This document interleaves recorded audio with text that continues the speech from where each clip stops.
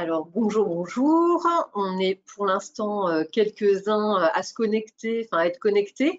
On va encore attendre parce que l'heure officielle de démarrage c'est 30, donc on va laisser à tout le monde le temps de se connecter tranquillement. Et je vous propose qu'on commence vers allez, 31.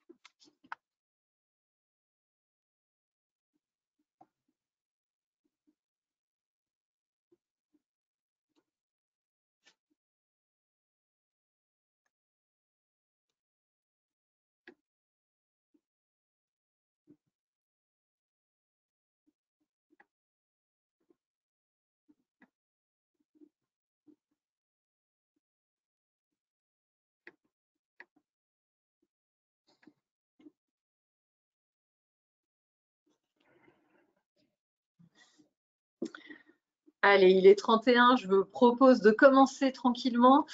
Bonjour à tous, déjà, merci beaucoup d'être avec nous ce matin. On est ensemble pour ce second webinaire destiné au CFA. Et donc le thème du jour, les thèmes du jour sont la sécurisation des parcours pédagogiques et l'acculturation du sujet handicap au sein des CFA. Alors pour ce faire, vous verrez qu'on a des intervenants fidèles au poste qui sont avec nous, d'autres que vous ne connaissez peut-être pas encore, donc que vous découvrirez aujourd'hui, et qui rythmeront cette présentation. On est ensemble pour 1h30 et notre webinaire se terminera donc vers midi. Alors, on est toujours au maximum dans l'interaction. Donc, vous avez sur votre droite, vous avez un petit panneau de configuration avec un onglet où vous pouvez chatter et nous laisser vos questions. Donc, on va être deux à regarder le chat. On va essayer de vous apporter le plus de réponses possible en live. Hein, c'est le but, même si on peut interroger nos intervenants au fil de l'eau, nous le ferons avec plaisir. Pour autant, si on n'a pas le temps d'aborder toutes les questions posées, pas d'inquiétude. Nous les téléchargerons et récupérerons ça. Nous vous les diffuserons sous forme de foire aux questions que nous vous enverrons avec le replay et le support à la suite du webinaire. Vous verrez aussi, on y reviendra dans la boîte à outils, mais vous verrez aussi qu'on a un espace dédié sur le site de l'OPCO sur justement ces travaux qui sont à destination des CFA et faits avec aussi les CFA. Et vous retrouverez toute cette matière, elle n'est pas perdue, elle est capitalisée sur le site internet. Donc il y aura toujours moyen de retrouver toutes les informations vues aujourd'hui. Vous le voyez aujourd'hui avec nous, nous avons des interprètes français langue des signes française et qui vont traduire du coup ce webinaire. Et également pour l'accessibilité, nous avons un dispositif de sous-titrage instantané que vous voyez normalement apparaître à l'écran. Alors, je propose sans plus tarder de commencer avec notre premier intervenant, Nicolas Rivier. Alors, Nicolas, si tu veux bien allumer ta caméra et ton micro. Merci beaucoup. Ben, si tu peux te présenter et ouvrir ce webinaire, je te laisse la parole. Merci Caroline. Eh bien, bonjour à tous et bonjour à toutes. Donc, Nicolas Rivier, directeur de l'alternance pour l'OPCO Atlas. Je vous remercie d'être présent aujourd'hui sur ce deuxième épisode qui a une importance particulière et au nom de la direction d'Atlas, on voulait être présent pour ce deuxième événement puisque sur la logique aujourd'hui de développement de l'alternance qui est forte, on a un souhait, c'est de développer vraiment la relation et le partenariat avec les CFA. On a initié un certain nombre de choses depuis la fin de l'année 2021 et on est très heureux aujourd'hui d'avoir cet axe de travail avec vous sur le handicap. D'une part parce que c'est un axe fort, la sécurisation des parcours sur l'ensemble des contrats en alternance. Et aujourd'hui, je ne pourrais pas rester avec vous puisque je suis au séminaire de notre conseil d'administration, mais c'est un axe fort pour l'année prochaine encore de développer cette sécurisation et la prise en compte des spécificités que peut rencontrer le public en situation de handicap et toujours fortement à notre esprit. C'est le sens de la convention qu'on a signée avec la GFIP et on s'en félicite d'avoir aussi cette occasion de mener des actions dans les différents domaines d'intervention de l'OPCO, que ce soit auprès de nos conseillers pour qu'ils accompagnent les entreprises sur les recrutements des personnes en situation de handicap, que ce soit auprès de nos entreprises directement et avec le lien de nos branches aussi pour les sensibiliser et leur mettre à disposition les outils nécessaires. Et par rapport au développement de notre réseau de CFA Atlas, ça avait une importance toute particulière puisqu'on a eu l'occasion à travers cette thématique d'initier le travail dans des groupes de travail spécifiques, de partager ces bonnes pratiques et maintenant de pouvoir les diffuser, les mettre à disposition et de le faire non pas sur la seule parole de l'OPCO, mais en étant bien dans une logique de partenariat avec nos partenaires de la GFIP qui nous accompagnent et qui apportent les éléments qui nous sont vraiment nécessaires et qu'on va pouvoir partager avec vous. Nos partenaires aussi de Walt avec qui on travaille sur des actions concrètes là aussi et c'est vraiment le sens qu'on veut donner à cette suite de webinaires puisqu'on est au 2e épisode et qu'il y en aura a priori 4. Et donc par rapport à ça, on souhaite être vraiment le plus concret possible. Donc pour ce faire, je ne vais pas aller beaucoup plus loin parce que c'est pas moi qui vais apporter les réponses. En tout cas, je sais que vous êtes entre de bonnes mains et je vous souhaite d'en tirer le maximum. Merci beaucoup Nicolas, bon séminaire à toi et du coup je propose à Chantal de me rejoindre et de prendre la parole pour introduire cette fois-ci du coup les 2 thématiques. Alors pourquoi on est là aujourd'hui, d'où nous viennent ces thématiques? Eh bien, bonjour à tous. Je suis ravie de vous accueillir effectivement aujourd'hui sur ces 2 thématiques. Alors, nous sommes, comme le disait Nicolas, au 2e épisode de notre mini-série Atlas sur le handicap. Alors, il y a 6 thématiques qui ont été définies et priorisées à l'issue des différents groupes de travail avec les référents handicap du réseau CF Atlas. Ces groupes de travail ont eu lieu en mai et en juin dernier. Donc, les 2 premières thématiques qui avaient été priorisées ont fait l'objet d'un premier webinaire le 21 juin dernier et elles concernaient la thématique de l'identification des alternants, de travailleurs handicapés bien sûr, et l'évaluation des besoins d'aménagement et les financements associés. Si vous avez manqué ces épisodes, je ne peux que vous inviter d'ailleurs à regarder le replay directement sur le site MyAtlas. Nous vous montrerons tout à l'heure à la fin de ce webinaire. Donc les deux thématiques d'aujourd'hui, la sécurisation et l'acculturation du sujet sont donc celles qui ont été évoquées là, et nous aurons 2 autres thématiques, une prochaine le 8 novembre et une suivante premier trimestre 2023 sur la relation entreprise. Donc véritablement, comme le disait Nicolas, il s'agit de thématiques concoctées suite aux différentes actions et différents groupes de travail du réseau CF Atlas. Donc pour continuer la métaphore télévisuelle, je dirais, nos acteurs animateurs sont désormais célèbres, comme l'a dit Caroline, vous les connaissez. Et je vous laisse donc entre leurs mains expertes. Bon webinaire. Merci Chantal. Alors, il faut que je règle d'abord un petit problème technique car on me dit via le chat qu'il n'y a pas de son et que cela viendrait de l'organisateur. Donc je vais vérifier que vous ayez bien accès au son. Je contacte tout de suite le service technique avant de continuer. Excusez-moi, ça ne prendra quelques minutes.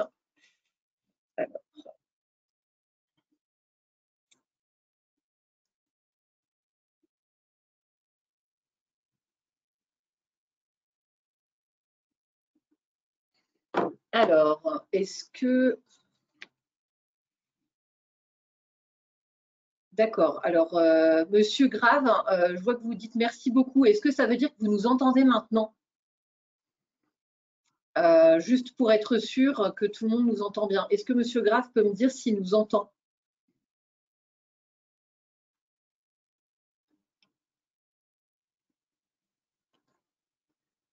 Alors.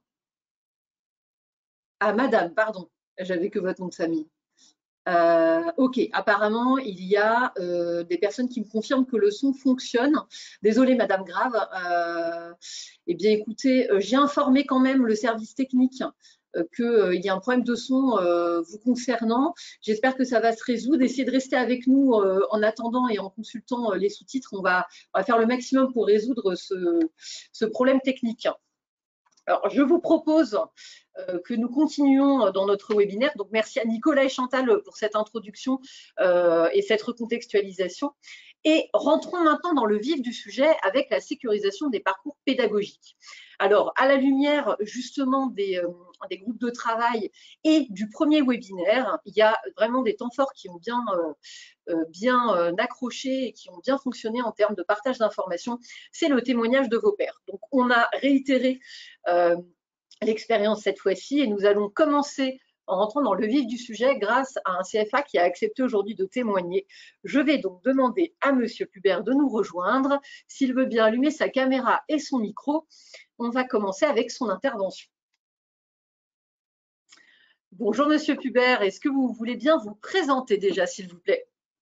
Bonjour, donc je suis Antoine Pubert, je suis référent handicap, chargé de développement aussi, pour le CFA CERFAL, qui est un CFA hors les murs, avec 51 établissements, 5000 apprentis, 130 formations. Et donc moi j'exerce cette fonction depuis une dizaine d'années à peu près. J'ai été formé en son temps et j'ai refait quelques formations depuis. Très bien. Et du coup, merci pour cette présentation. Est-ce que vous pouvez nous dire comment vous fonctionnez au sein de votre CFA sur le sujet de la sécurisation des parcours? Comment vous coordonnez ça, comment ça fonctionne et quelles sont peut-être les bonnes pratiques que vous pourriez nous partager aujourd'hui? Alors, tout part de l'identification. Donc, effectivement, l'accueil, il est divisé en plusieurs parties, hein, comme vous voyez à l'écran. On essaie qu'il y ait le plus de visibilité possible. Donc, la philosophie, c'est la philosophie de l'inclusion en général, de l'accessibilité universelle. Je préfère le mot accessibilité au mot inclusion, qui est plus connoté sur le plan philosophique. Donc, il y a possibilité pour tous, pour les personnes en situation de handicap, de suivre les formations. Donc, tout d'abord, les identifier. Donc, pour les identifier, on part du dossier de candidature, hein, c'est la publicité de la formation, et on recueille les documents et les informations qui concernent la personne. Donc, de manière totalement libre, la question est posée, donc la personne peut s'exprimer. Est-ce que vous avez un dossier à la maison départementale de la personne handicapée? Est-ce que vous êtes bénéficiaire de l'RQTH? Est-ce que vous avez d'autres notifications? Est-ce que vous avez un dossier en cours? Est-ce que vous avez eu des aménagements d'épreuves pour des examens antérieurs, etc. Donc, il y a un petit picto que vous voyez, que vous connaissez bien. Un pictogramme donc avec les 4 grands types de handicap. On associe souvent le handicap au handicap moteur et on utilise le pictogramme avec le fauteuil roulant. C'est sans doute une erreur. Et donc, ce pictogramme est plus adapté, me semble-t-il, puisqu'il couvre à la fois les maladies mentales et psychiques, les troubles moteurs, les troubles sensoriels et la surdité. Voilà. Donc, il est matérialisé sur les supports de communication, donc sur les fiches de formation. Donc, la personne est informée. Et puis, sur le dossier de candidature, donc, elle voit la petite case à cocher, puisque c'est de son initiative et c'est sa liberté aussi de renseigner cette information. Donc, recueille ensuite des informations personnelles en cohérence avec cette question-là, si elle répond oui. Eh bien, est-ce que vous avez des notifications de la MDPH? Est-ce que vous avez une reconnaissance de travail handicapé? Est-ce que vous avez une carte d'invalidité? Est-ce que vous êtes bénéficiaire de l'allocation adulte handicapé? Donc, vous connaissez tous les acronymes. De l'allocation d'éducation enfant handicapé. Voilà. La phase suivante, c'est la détermination des besoins de compensation, des aménagements futurs qui seraient nécessaires. Alors encore une fois, ces aménagements sont de besoin. On dit souvent dans l'environnement de la santé, à savoir que dans 80% des cas, il n'y a pas forcément besoin d'aménagement. La personne compense ou les contre-indications, les conséquences de son trouble de santé n'impactent pas la situation de formation, voire même la situation de travail. Donc il n'y a pas besoin de prise en compte spécifique. Sans doute ça se fera dans l'entreprise avec le médecin du travail s'il fallait considérer quelque chose de cette nature. Voilà, donc il y a un document support. Donc tout commence par un entretien d'évaluation. On évalue la situation de la personne, on recueille ses contre-indications, donc contre-indications médicales, et les limitations qui en sont les conséquences. Donc sur la posture, la fatigabilité, je sais pas, les petits troubles moteurs, l'appréhension, voilà. Donc qui sont propres à la personne, elles sont spécifiques. Et il y a un support que je remplis et que mes homologues, puisqu'on est un réseau d'établissements, donc moi j'anime un réseau en fait de correspondants handicap dans notre CFA. C'est pas toujours très simple, là je répondrai dans la deuxième partie tout à l'heure. Et donc on le matérialise dans un document qui s'appelle le PAIA. Il a fallu lui donner un nom. Donc le PAI existe dans l'éducation nationale, il est souvent associé à des protocoles de santé. Là, c'est le plan d'accompagnement individualisé dans l'apprentissage. Donc vous le voyez à l'écran, il est à disposition. Je vais l'envoyer Caroline. Et donc vous pourrez le partager. Il peut être amendé, amélioré, il peut être précisé, on peut mettre des annexes, on peut le renouveler puisqu'il y a cet entretien initial et que par la suite, il peut être modifié pour une deuxième année de formation parce que la situation évolue, parce qu'on approche des épreuves et des examens aussi. Voilà. Et donc, en troisième partie, après ce document, donc ce document permet aussi de déterminer des préconisations, c'est-à-dire l'usage qu'on va faire de ces aménagements, des choses de bon sens. Vous avez une interprète à l'écran. Les personnes malentendantes n'utilisent pas le téléphone. Il vaut mieux communiquer par SMS. Les consignes et les notes sont écrites. Voilà. Donc, comment on va utiliser et comment seront exploitables ces aménagements. Et du coup, elles peuvent être tout à fait utilisées au poste de travail, donc dans l'entreprise. Ou en tout cas, c'est un rappel pour la personne lorsqu'il rencontrera le médecin du travail que ces aménagements peuvent avoir leur miroir, je dirais, dans l'entreprise. Voilà, donc il y a des mots que j'évite d'utiliser, notamment le mot diagnostic, vous avez bien compris. Quand on parle d'aménagement, quand on parle de contre-indication, de limitation, surtout on ne fait pas le diagnostic, on laisse la personne s'exprimer. Donc par la suite, c'est l'accompagnement, transmission à l'équipe de formation. La dernière page du document, c'est une synthèse. Dans la synthèse, il y a aussi le recueil de la parole de la personne. Et la synthèse, elle, est couverte par le secret professionnel. Il y a des choses qu'on ne transmettra pas, qui ont trait justement à la santé. Donc il y a un échange sur la compensation avec les formateurs, c'est plutôt pour ma part les responsables pédagogiques qui vont faire le lien avec l'équipe enseignante.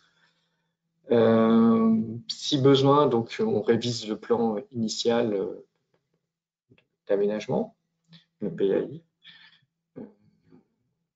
On peut suivre avec ce document les demandes MDPH en cours. Donc, si la personne a fait une demande de reconnaissance de travail handicapé, on a noté la date de demande et le délai dans lequel il l'obtiendra, puisque c'est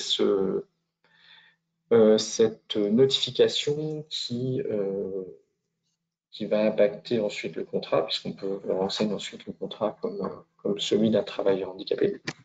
Donc ça change un petit peu les choses, et puis ça peut permettre, en ce cas, de mobiliser la majoration au coût. Donc pour fixer les besoins de compensation, il y a une grille. Alors vous en avez une à l'écran qui est celle qui est interprétée par la GFIP. Donc en fait, c'est l'arrêté du 7 décembre 2020 qui fixe les modalités de majoration. Arrêté du ministère du Travail.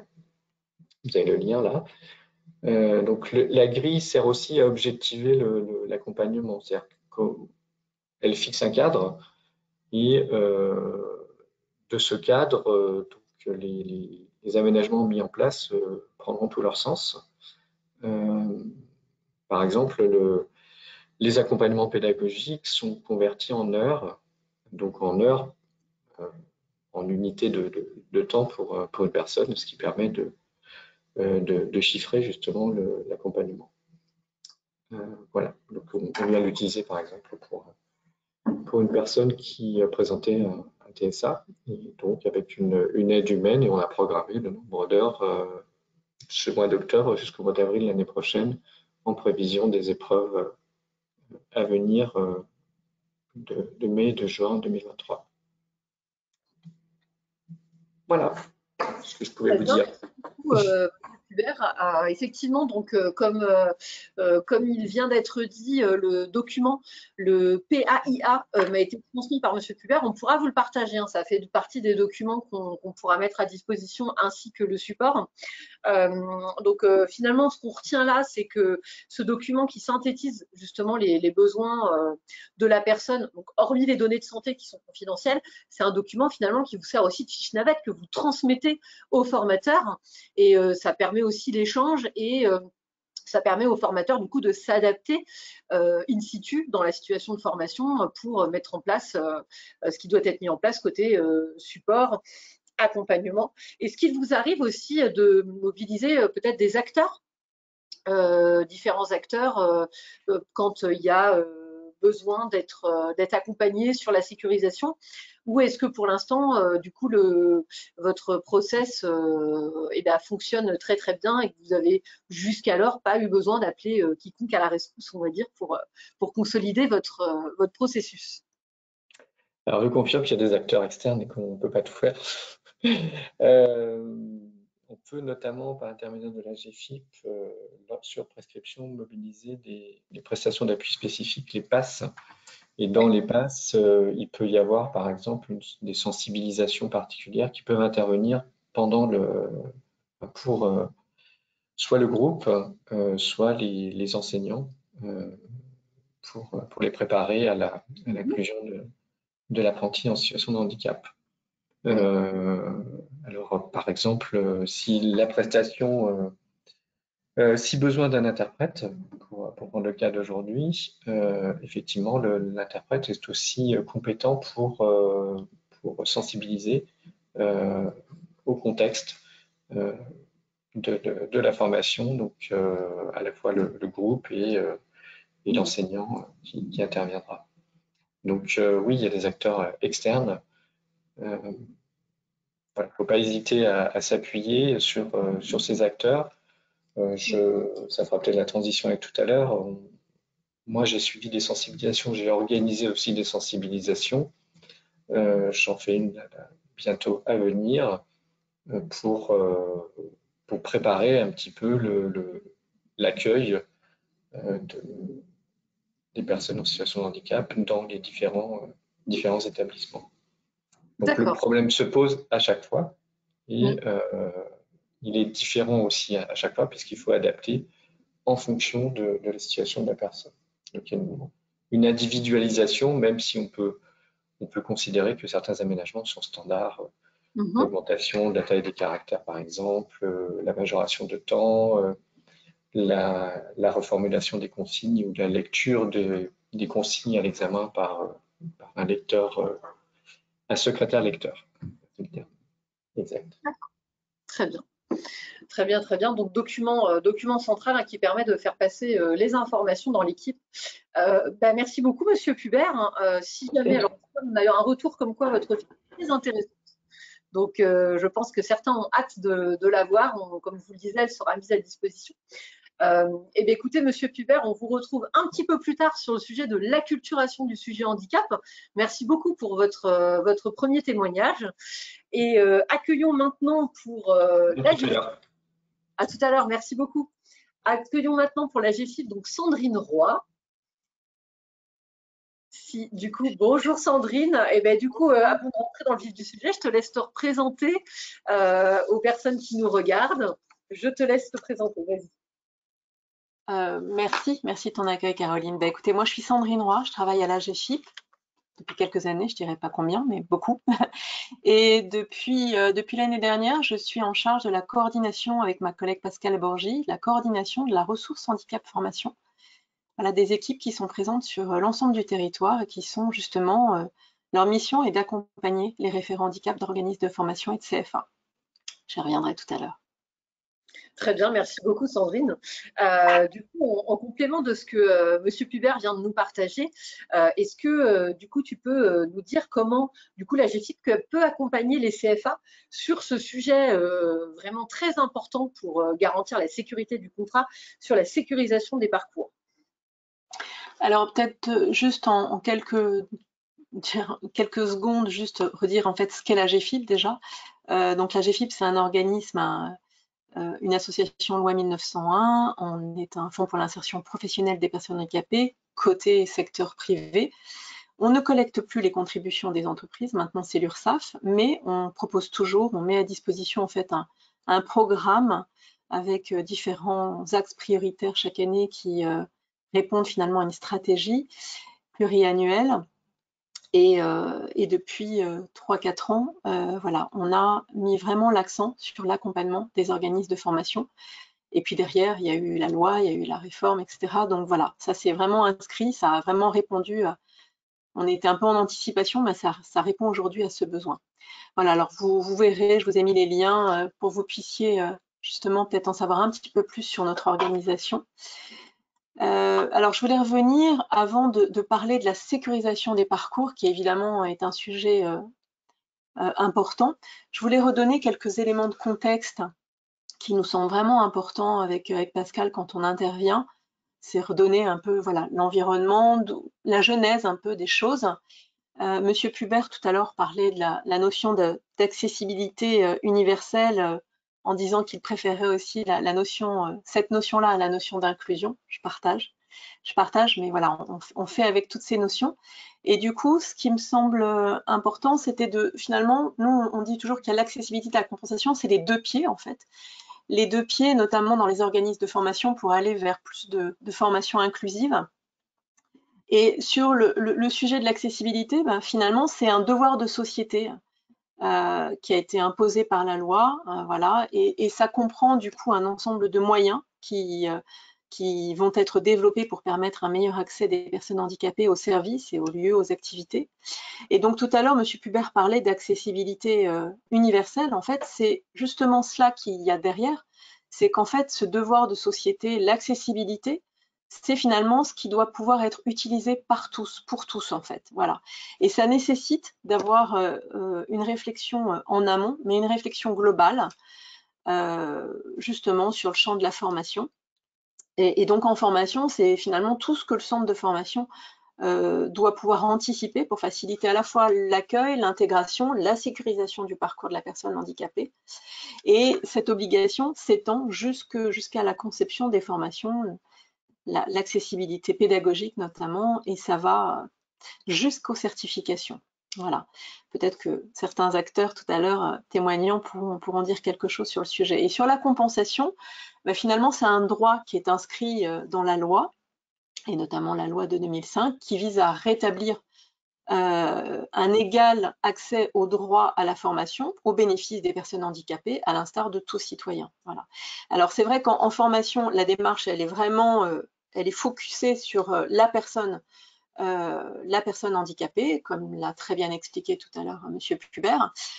Mais ce qu'il faut vraiment prendre en compte, c'est l'environnement en fait. Voilà, le contexte, l'environnement, tout ce qui interagit en fait dans l'organisme de formation et qui peut à un moment donné finalement compenser les difficultés que pourraient rencontrer les apprenants en situation de handicap. Voilà pour ce petit point en fait d'histoire, mais qui me semblait vraiment essentiel de rappeler, ce qui a motivé aussi le législateur à toutes ces réformes, et pourquoi aujourd'hui on parle d'accessibilité universelle. Autre élément aussi, c'est que il faut aussi avoir à l'esprit qu'en 2010, la France a ratifié la Convention internationale des droits des personnes handicapées. Cette convention, elle a une approche qui est fondée sur les droits de l'homme, qui engage aussi la France dans un profond processus de réforme. Donc, je vous invite vraiment à prendre connaissance de cette convention. Elle n'est pas dans les ressources, mais on pourra l'y rajouter éventuellement. En plus, franchement, elle est accessible pour tout un chacun. Elle n'est pas trop juridique, voilà, si vous voyez ce que je veux dire. Mais c'est important de prendre connaissance de cette convention. Sur la notion d'inclusion, M. Pubert en parlait tout à l'heure, il faut quand même rappeler aussi que le choix du terme inclusion est vraiment un marqueur fort de la politique publique pour se différencier de la politique antérieure, qui était vraiment focusée sur l'intégration. Et là, je vous ai mis une petite, voilà, toutes les distinctions majeures entre les notions d'intégration et d'inclusion. Donc, vous voyez, l'inclusion aujourd'hui, elle concerne tous les apprenants et pas que les apprenants en situation de handicap. Elle prend en compte toutes les différences, toutes les spécificités, et elle s'adapte en prenant en compte les besoins particuliers de tous les apprenants. En fait, il n'y a pas de limite, le champ est plutôt très ouvert.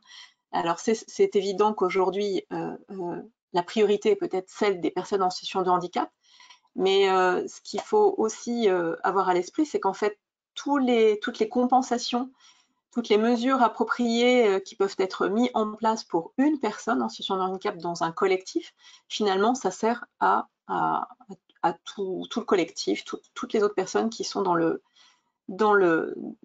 cursus de formation.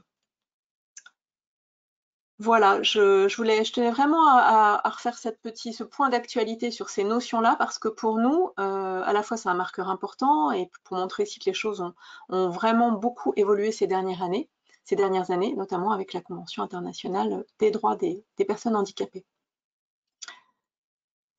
Voilà, et donc du coup, pour en revenir à la notion de sécurisation des parcours, je vous ai remis donc une présentation voilà, sur les différentes étapes. Alors, évidemment qu'on pourrait être peut-être plus exhaustif. En tout cas, on le voit, on a fait travailler récemment nos équipes RHF sur le sujet. On voit bien qu'il peut y avoir d'autres étapes, mais en tout cas, celles-ci sont les plus importantes. Donc, la détection précoce, comme en a parlé très bien M. Pubert, l'analyse des besoins liés au handicap, si besoin, recherche de solutions de compensation du handicap. M. Pubert l'a bien rappelé, c'est si besoin, c'est-à-dire que ce n'est pas systématique, et la mise en œuvre des adaptations et le suivi qui est fondamental. Alors, je vous ai mis les clés de réussite, en fait, pour nous. La sécurisation des parcours, c'est pas l'affaire que du référent handicap, bien évidemment. Tout ne repose pas sur ses épaules, parce qu'il faudrait vraiment des sacrées épaules. C'est vraiment, avant tout, une démarche collective, une démarche de coopération. Ce qu'on dit, nous, finalement, aux ressources handicap formation, ce sont aussi des activateurs de coopération, avant d'être des activateurs de progrès, et donc ça nécessite l'implication de tous les acteurs dans les organismes de formation, d'où effectivement la sensibilisation de l'ensemble des acteurs. Et l'enjeu pour nous, il n'est pas forcément d'équiper les personnes, enfin voilà, il faut mesurer quel est le besoin, mais l'enjeu n'est pas d'équiper la personne. L'enjeu est vraiment de repenser l'environnement, de repenser les contextes, tout ce qui interagit finalement autour du parcours de la personne. Voilà, donc le repérage d'un besoin de compensation, c'est un peu le nerf de la guerre, si je puis m'exprimer ainsi. C'est vrai que, en fait, il faut vraiment identifier les personnes dès qu'elles arrivent, dès qu'elles rentrent dans votre CFA. Il faut que vous puissiez les identifier pour bien les accompagner. Et ce qu'on regrette aujourd'hui, c'est que, évidemment, il se fait encore trop souvent tardivement. Voilà, une fois que la personne est entrée en formation, a commencé le cursus. Donc voilà, c'est pour ça que souvent nos ressources handicap formation interviennent vraiment un peu comme pompiers en urgence. mais plus tôt on anticipe les choses et mieux c'est en fait, et pour le référent handicap et pour la personne.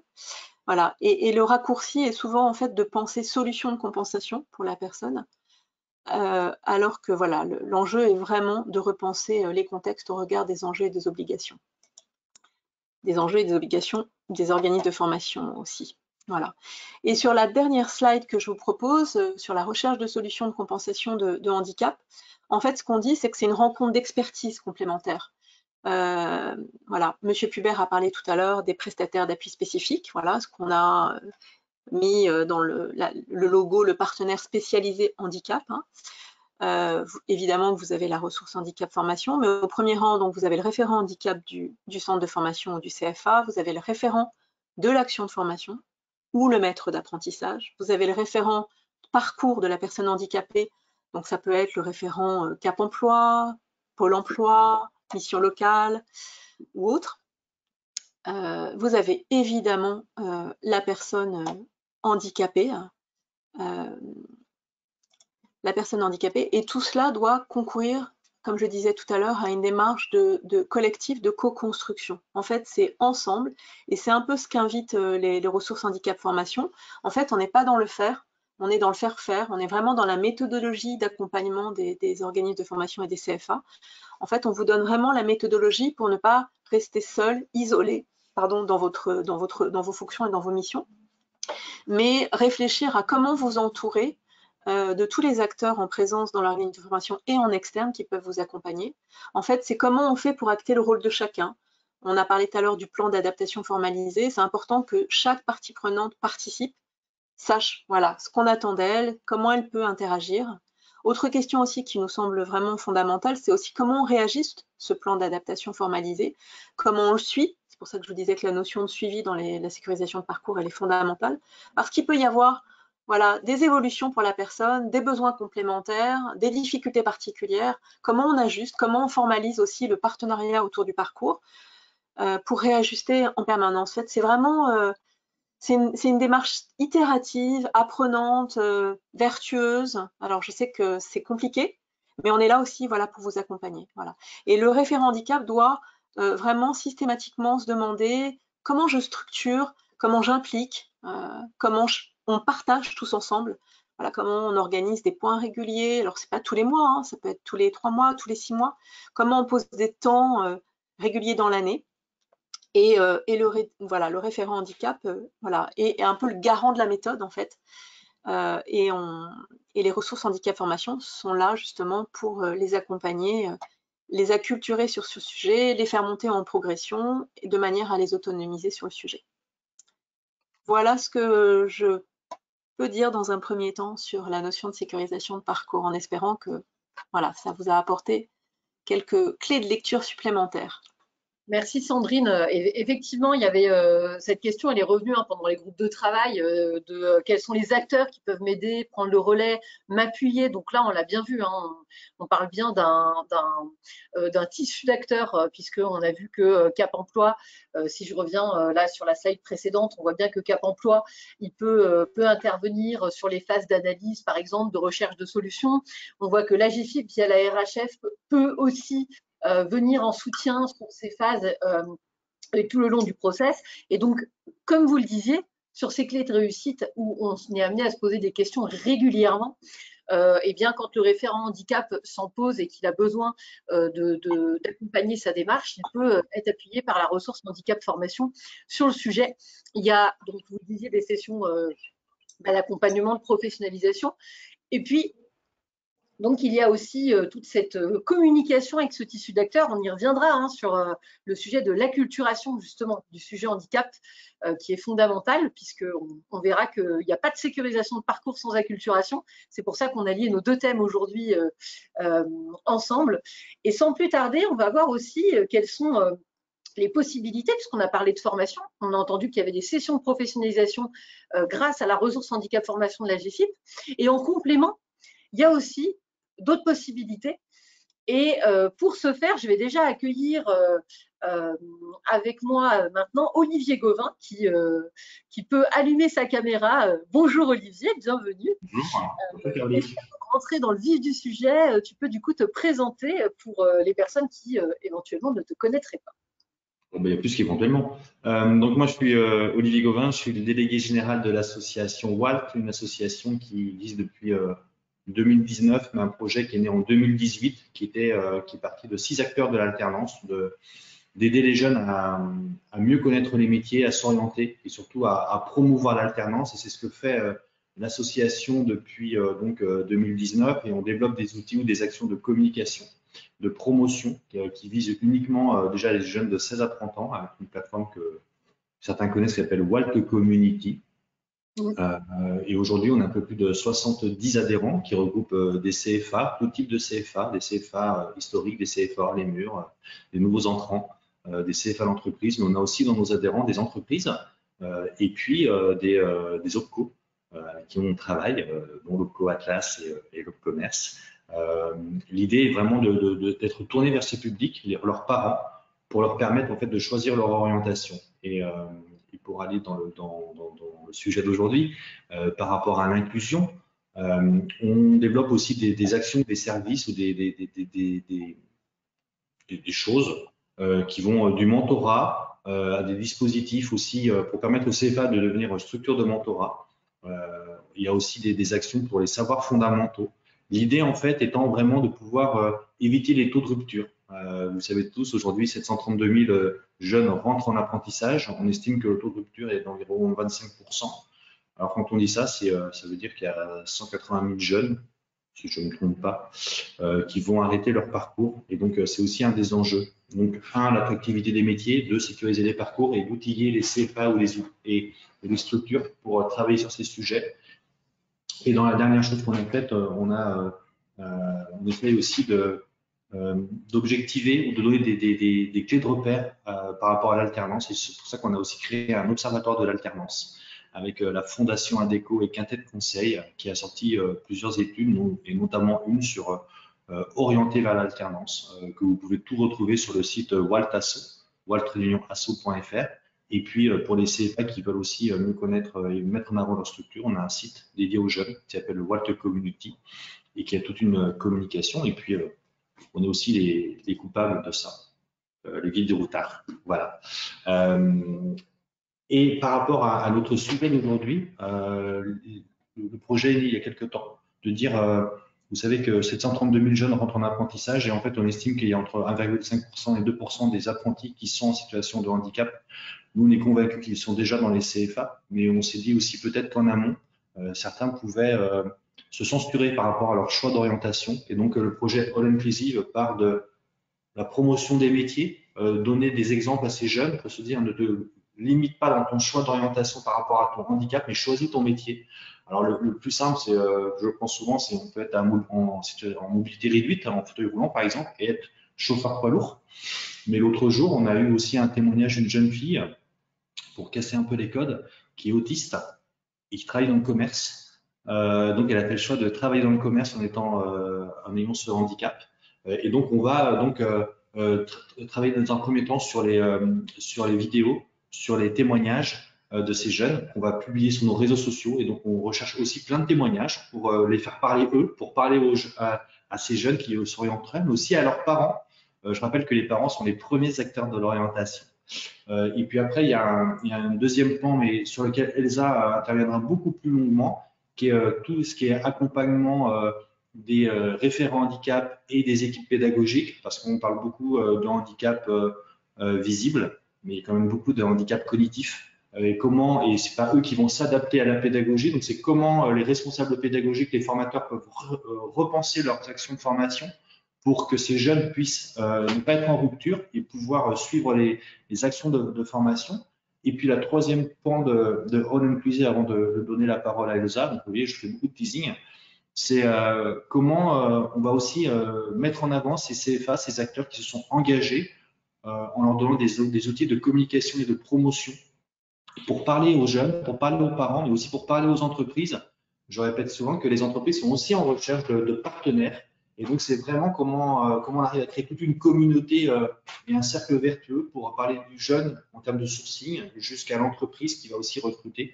Donc, voilà. Donc, c'est tout ça le projet All Inclusive. On a la chance que ce projet soit bien sûr cofinancé par l'AGFIP et la Fondation Malakoff Humaniste, et bien évidemment aussi par l'OPCO Atlas, qui a décidé d'investir dans la professionnalisation des CFA et des écoles. Et voilà, je vous ai fait le tour de WALT et de l'action qu'on fait vers ces publics. Bah, merci beaucoup Olivier. Et puis moi j'ai entendu le fait que vous étiez à la recherche de témoignages. Donc chers CFA qui nous écoutez, si vous avez dans vos promotions des jeunes en situation de handicap qui seraient d'accord pour témoigner et puis du coup donner cette ressource qui est fondamentale, puisque finalement pour vous c'est un outil aussi de pouvoir vous appuyer sur cette ressource et pouvoir partager à vos étudiants qui pourraient hésiter à se déclarer, et ben d'avoir ces témoignages, c'est précieux.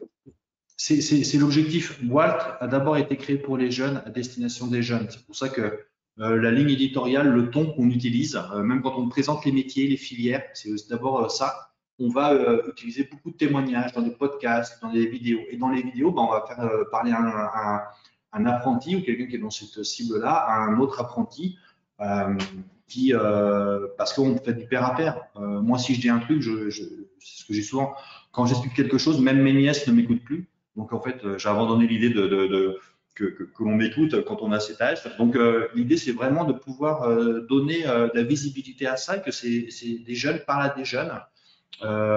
Et donc, si vous avez des apprentis ou des alternants qui seraient sensibilisés, qui voudraient aussi s'engager et donc pouvoir s'exprimer, on est à la recherche de témoignages. C'est très simple, on leur donne des questions, ils parlent avec leur téléphone portable, ils se filment et nous, on va remonter tout ça et on va après le publier sur notre chaîne YouTube et sur tous nos réseaux sociaux, de LinkedIn, la TikTok, en passant par Facebook. Voilà. Et puis c'est vraiment ça l'inclusion. Et pour finir, par rapport à l'inclusion, parce que ça rejoint un autre projet qu'on porte, alors qu'il était beaucoup plus ambitieux, c'est en bateau. Maintenant, je sais ce que je fais, je suis armateur. On a un projet qui s'appelle Captain Alternance, avec un jeune skipper que vous pourrez voir au départ de la route du Rhum, qui s'appelle Kenny Piperol, donc un jeune. Et surtout, on a la chance que le parrain de ce bateau s'appelle Damien Seguin. Alors, il y aura une marraine aussi qui s'appelle Carole Grandjean, mais surtout le parrain s'appelle Damien Seguin. Et Damien Seguin est un skipper en situation de handicap parce qu'il est né sans la main gauche. Il est 7e du dernier Vendée Globe et il est multimédaillé en paralympique. Et donc, je trouve qu'on boucle bien entre alternance et inclusion. Voilà. Très bien. Et comment on fait pour rejoindre la communauté WALT alors? En fait, vous allez sur LinkedIn, vous m'envoyez un mail. Donc, non, vous m'envoyez un mail. Alors, il y a WALT Community, vous pouvez vous inscrire. Si vous voulez savoir plus de choses sur l'association, il suffit de m'envoyer un message. C'est olivier.gauvin@walt-asso.fr. Ou alors, vous allez sur LinkedIn, vous m'envoyez un petit message et j'y réponds dans la minute. Voilà. Et aujourd'hui, on est partout, et même dans les DOM, parce qu'il y a aussi un enjeu de travailler aussi avec ces départements d'outre-mer. Qui sont souvent un peu plus éloignés et qui ont les mêmes problématiques que les CFA ou les écoles en métropole. Voilà. Et donc, l'idée, c'est vraiment de pouvoir donner de la visibilité. Et surtout, j'ai vraiment envie que ces jeunes puissent choisir leur orientation et faire que les CFA et les l'aide des jeunes, ce soit beaucoup plus visible. On avait souvent dit handi accueillant, mais je pense qu'un jour, il faudrait qu'on arrête de dire tout ça et que ça devienne naturel, qu'on n'en parle plus. Parce que tous les jeunes auront le choix de leur parcours et Elsa en parlera beaucoup mieux que moi et je tiens à le dire, c'est pour ça qu'on a fait le projet parce qu'on est associé avec Elsa Géraud. C'est notamment tout ce qui est lié à la pédagogie. Les jeunes ne s'adapteront pas à la pédagogie, c'est la pédagogie qui doit s'adapter à tous les handicaps et à toute l'intégration de ces jeunes. Et elle le dira aussi, mais je préfère le dire également, on voit que quand on adapte sa pédagogie pour ces jeunes qui sont avec des handicaps des handicaps cognitifs, on améliore les taux de réussite, on améliore le taux d'insertion, le taux d'obtention des diplômes pour tous les publics. Donc en fait, ce que vous allez faire pour ces publics-là, ce n'est pas pour ces publics, c'est pour tous les publics. Et je le rappelle tout le temps, même si je suis sûr convaincu, il y a 14 missions pour les CFA. Il y a un truc qui s'appelle Calliope.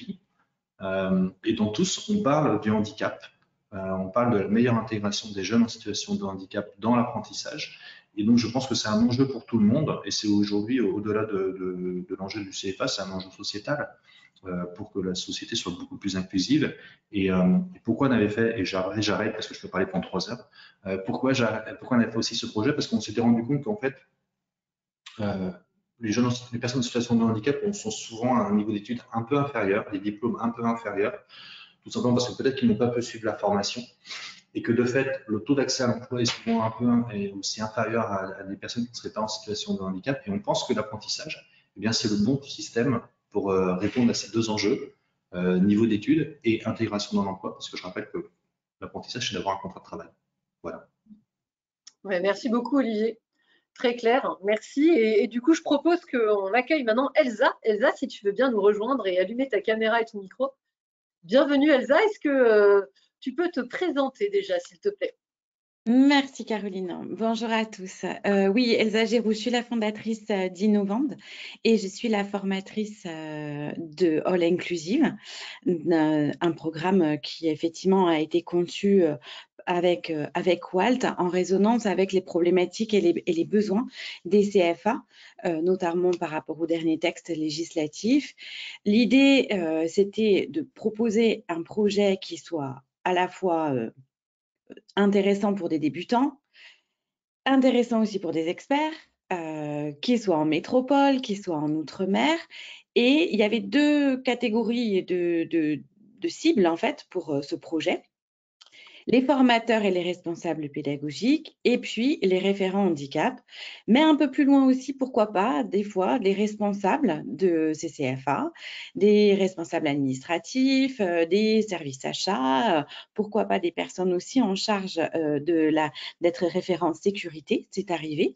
Donc, finalement, ce programme, il s'est orienté vers eux parce qu'on avait beaucoup de choses à leur dire, mais pas les mêmes choses, forcément. Donc, l'originalité de l'inclusive pour les formateurs, c'était d'abord d'apporter des solutions très concrètes parce que on parle de pédagogie universelle, c'est sympa comme thème et c'est théorie hyper intéressante, mais pratico-pratique, on fait comment? Qu'est-ce qu'on met dans un cours pour que ça soit accessible à tous? Comment on travaille la temporalité, comment on séquence l'apprentissage pour que finalement ça convienne à un étudiant qui s'est couché très tard, à une personne qui souffre de troubles psychiques et qui prend des médicaments, ou à quelqu'un qui a des troubles cognitifs diagnostiqués, ou tout simplement quelqu'un qui manque de concentration. On s'est vraiment penchée et mon expérience pendant 6 ans, j'étais responsable de la politique handicap à Sciences Po à Paris et on a mis en place beaucoup de travaux, de recherche. On a fait aussi beaucoup de partenariats avec des universités étrangères pour essayer de comprendre ce que les neurosciences pouvaient nous apporter sur la compréhension des rythmes biologiques, mais le rythme aussi et le fonctionnement du cerveau pouvaient nous donner des informations pour concevoir une pédagogie inclusive. Ça ne vient pas comme ça. Il y a une nécessité de rentrer dans qu'est-ce que le cerveau peut donner finalement, comment lui fonctionne. Alors après, c'est plus simple de concevoir son programme pédagogique et de faire de l'universalité. La particularité, donc effectivement, j'en ai un peu parlé de cette formation, c'est que je m'appuie sur les neurosciences, les derniers travaux de recherche ou aussi des expérimentations qui sont menées par des laboratoires et notamment un laboratoire français qui travaille beaucoup avec l'éducation nationale et qui est très inspirant pour les enseignants. Donc, je me nourris de ces informations-là pour essayer de faire comprendre aux formateurs ce qui gêne, ce qui bloque l'apprentissage, ce qui fait que on ne peut pas, tous les étudiants ne peuvent pas avoir accès à l'information de la même manière. Une fois qu'on a compris ce qui gêne, c'est déjà beaucoup plus simple de composer un trajet pédagogique vers le destinataire en contournant tous les obstacles. Donc, les formateurs apprennent à cerner les obstacles. Ils comprennent les connexions qui se passent dans le cerveau des apprenants, les stratégies qui sont aussi issues de leur propre pratique technique. C'est-à-dire que dans les formations inclusives, j'ai des gens qui sont formateurs en culture arboricole, j'en ai d'autres qui sont en banque, j'en ai d'autres qui sont en imprimerie. Donc, en fait, ils vont mêler leurs connaissances techniques et je vais les aider un petit peu à compenser, à trouver les chemins de contournement. Et comment, surtout, on peut lever les obstacles, mais aussi rendre l'étudiant avec du sens dans son apprentissage, l'envie de se lever le matin, parce que finalement, le cours, lui est destiné. Voilà, il n'est pas en dehors.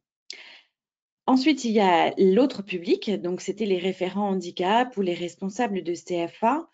La formation pour elles, j'ai essayé de trouver quelque chose que l'on ne trouve pas ailleurs. Je suis ergonome aussi de formation, donc j'ai un point de vue particulier sur l'accessibilité. J'ai été confrontée à différentes situations d'entreprise que j'accompagne ou d'établissements. Donc l'accessibilité, effectivement, il y a la pédagogie, mais il y a tout le reste de l'environnement qui doit être accessible. Donc j'ai beaucoup orienté la formation pour les référents handicap sur l'accessibilité. Donc c'est vrai que les formateurs, les référents handicap sont souvent un peu seuls et ils ne se sentent pas toujours très légitimes sur ces sujets. Donc, ce que je fais, c'est que je leur propose d'aborder des sujets qui sont très techniques, mais en leur donnant les ressources, des astuces, des trucs, les prix, combien ça coûte, quelle est la subtilité, attention, si vous mettez ça à côté de ça, ça marche moins bien. Je vais vraiment m'ajuster à ce qui va leur faciliter la vie. L'idée, c'est de ne pas faire de théorie, vraiment de la pratique et de leur donner des conseils de vie. Parce qu'effectivement, la mission handicap, moi, ça fait 25 ans que je porte le sujet. Donc, c'était important pour moi dans cette formation d'aller au cœur de leurs besoins et de ne pas passer du temps à juste évoquer des problématiques. On rentre vraiment dans le cœur des solutions. Et puis, je vais aussi leur apporter une veille, parce que j'effectue une veille en permanence auprès de spécialistes de différents types de matériel, sur les dernières technologies pour compenser la sécurité dans la salle de cours, sur des questions très pointues sur la sécurité. Vous avez accueilli 3 personnes en fauteuil roulant. Vous êtes sûr de vous parce que vous avez un ascenseur qui marche super bien. Que fait-on le jour où il y a un incendie et qu'on coupe l'électricité? Avez-vous vérifié? Est-ce que vous connaissez la procédure d'évacuation si l'ascenseur ne marche pas? Voilà, il y a des choses qui sont assez intéressantes pour eux de débusquer et d'essayer d'aller en profondeur sur des sujets qu'on aborde rarement sur la mission handicap, voilà, et notamment sur le référentiel. Mais c'est pas tout, je les aide aussi à percevoir leur rôle comme légitime et à s'interroger sur des questions qui vont un peu au-delà du référentiel. Parce que quand ils vont devoir échanger avec un directeur, avec un responsable achat, ils bénéficient à ce moment-là d'une expertise qui leur permet de discuter avec des gens sur est-ce que vous êtes sûr que les distributeurs de boissons que vous allez acheter sont accessibles? Est-ce que vous êtes sûr que les portes automatiques que vous avez installées, elles sont effectivement conformes? Et ainsi de suite. Voilà. Et à la fin de cette formation, on leur propose de rentrer dans la communauté All Inclusive. Donc, on leur propose des webinaires sur des thématiques spécifiques qui viennent ajouter un peu de contenu ou qui leur proposent un petit éclairage, une petite veille sur des sujets. Il y a des forums d'échange qui permettent aux uns et aux autres de poser des questions, d'échanger des documents et de parler de leur propre expérience. Et puis, Walt Community a proposé aussi un logo qui leur permet une map, une grosse map, qui permet de visualiser l'ensemble des CFA et des écoles qui se sont formées, où il y a un référent ou des enseignants qui ont suivi ces formations-là. Donc, cette carte, elle nous permet aussi de voir qu'on a formé pas mal de monde sur La Réunion, sur Mayotte, un peu partout en France. Donc, on trouve des CFA dans lesquels la thématique handicap est plus inclusive, en fait, et plus universelle. Voilà. Et donc, à la fin de ces formations, généralement, ils sont au top pour accueillir des étudiants et des apprenants en situation de handicap. Super, merci beaucoup Elsa. J'ai une petite question subsidiaire qu'on pourra éventuellement aussi poser tout à l'heure aux autres intervenants. Une personne qui me dit, est-ce que vous auriez un exemple de conseil, de trucs que justement que vous partagez pendant vos formations à nous partager aujourd'hui. Alors, la thématique n'est pas précisée, mais est-ce qu'il y a un conseil ou une astuce que vous partagez souvent pendant les formations, que tu partages d'ailleurs souvent, pardon, pendant les formations, et que tu pourrais partager aujourd'hui avec nous? En pédagogie ou en accessibilité? Alors, je vais regarder, mais il me semble que c'est pas prêt. Les deux. Ah bah voilà, les deux. Alors, en pédagogie, le cerveau est programmé pour oublier une grosse partie de ce qu'il apprend parce qu'il ne pourrait pas stocker la totalité. C'est pas un disque dur totalement illimité. Et il a une capacité incroyable, c'est que les neurones sont capables de s'épaissir au fur et à mesure du stockage d'une information. Donc, si on a bien compris une information pendant un cours, si on l'a répétée sous différentes formes parce que ça active d'autres formes de mémoire, alors l'épaisseur du neurone va donner une vitesse de restitution hyper rapide, la vitesse d'un TGV. Donc, si on comprend le fonctionnement du neurone, l'enseignant est petit à petit, et je vais les guider pour mettre ça en pratique, comprend que l'information, la définition, la notion qu'il vient d'apprendre, s'il a fait travailler sur différentes manières avec les apprenants, l'épaisseur de la gaine de myéline vient s'étoffer et au moment de l'interro, le jeune aura moins de difficultés à recracher sa connaissance puisque sa gaine de myéline lui permettra d'aller très vite dans la restitution, mais sa mémoire aura travaillé du manuel parce que la notion, on l'aura modélisée sur un schéma, sur une maquette où on aura travaillé la notion. Et il y aura aussi les autres formes de mémorisation, c'est-à-dire qu'il en a parlé avec un copain à côté, ils étaient en groupe de travail, ils ont blagué sur la notion qui était à passer en modèle. Et tous ces petits indices vont améliorer son stockage au niveau de sa mémoire, vont améliorer l'épaisseur de sa gaine de myéline sur son neurone et vont lui permettre de donner la notion très vite le jour de l'interro. Bon. Oui, c'est le passage par différentes formes qui favorise ça. Et du coup, l'idée, c'est de voir en formation comment vous pouvez favoriser ces répétitions pour tous. Et l'idée, c'est qu'en fait, c'est ce que j'essaye de faire comprendre, c'est qu'en fait, cette histoire de neurones, ils fonctionnent de la même manière dans tous les cerveaux. Et il n'y a pas des neurones spéciaux pour les troubles psychiques ou pour les troubles cognitifs. C'est le même neurone. Donc, en fait, la technique, c'est d'essayer de trouver une stratégie pour que ça marche pour tout le monde. Et celui qui aura des troubles cognitifs, bah, il sera ravi. Ou celui qui a des troubles psychiques, ou celui qui a du mal à suivre parce qu'il est juste fatigué, il aura aussi plus de facilité à suivre. Super. Et sur l'accessibilité, du coup? Alors, sur l'accessibilité, qu'est-ce que je pourrais trouver? J'ai mon histoire d'ascenseur. Mais c'est qu'effectivement, la problématique souvent, c'est que les gens pensent que quand ils ont un ascenseur dans des locaux, ils sont en sécurité, que c'est super, on peut accepter 15 personnes en fauteuil roulant, on n'a pas de souci. Nous, on a un ascenseur, donc on les met au 3e étage, au 5e étage, c'est super. Et qu'est-ce qu'on fait le jour où l'alarme incendie se déclenche et il n'y a plus d'électricité? Quel est le protocole? Qu'est-ce qui fait qu'à l'intérieur de notre organisme, il y a quelque chose qui va nous sauver la mise parce que ce jour-là, il faut être rapide. Et la question, il y a intérêt à se la poser avant. Mais je donnerai la réponse en formation. D'accord, ça c'est ce que j'appelle un super teasing. Mais du coup, voilà. Petite question avant de te retrouver tout à l'heure sur, finalement dans pas longtemps, parce que je vois que le temps passe vite, sur l'acculturation du sujet handicap.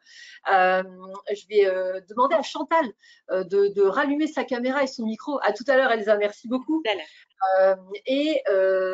Peux-tu nous dire, Chantal, si du coup on a envie de rejoindre cette formation en ligne inclusive, comment ça se passe? Quelles sont les conditions? Et puis, est-ce que le CFA a quelque chose à régler? Est-ce que tu peux nous en dire plus?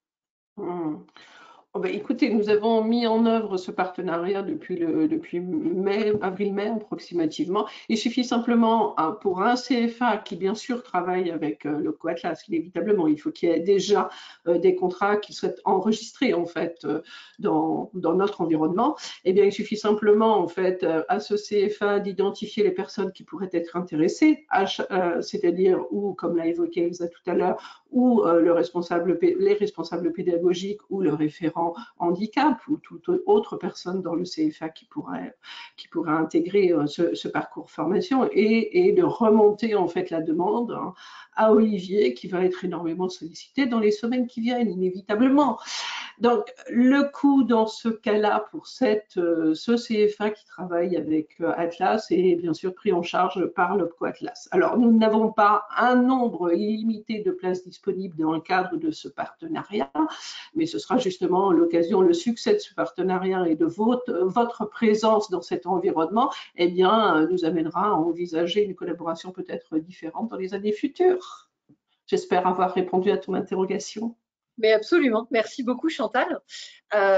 Du coup, avant de passer à la deuxième partie, je vous partage sur cette slide quelques bonnes pratiques qui ont été partagées sur le volet de la sécurisation des parcours.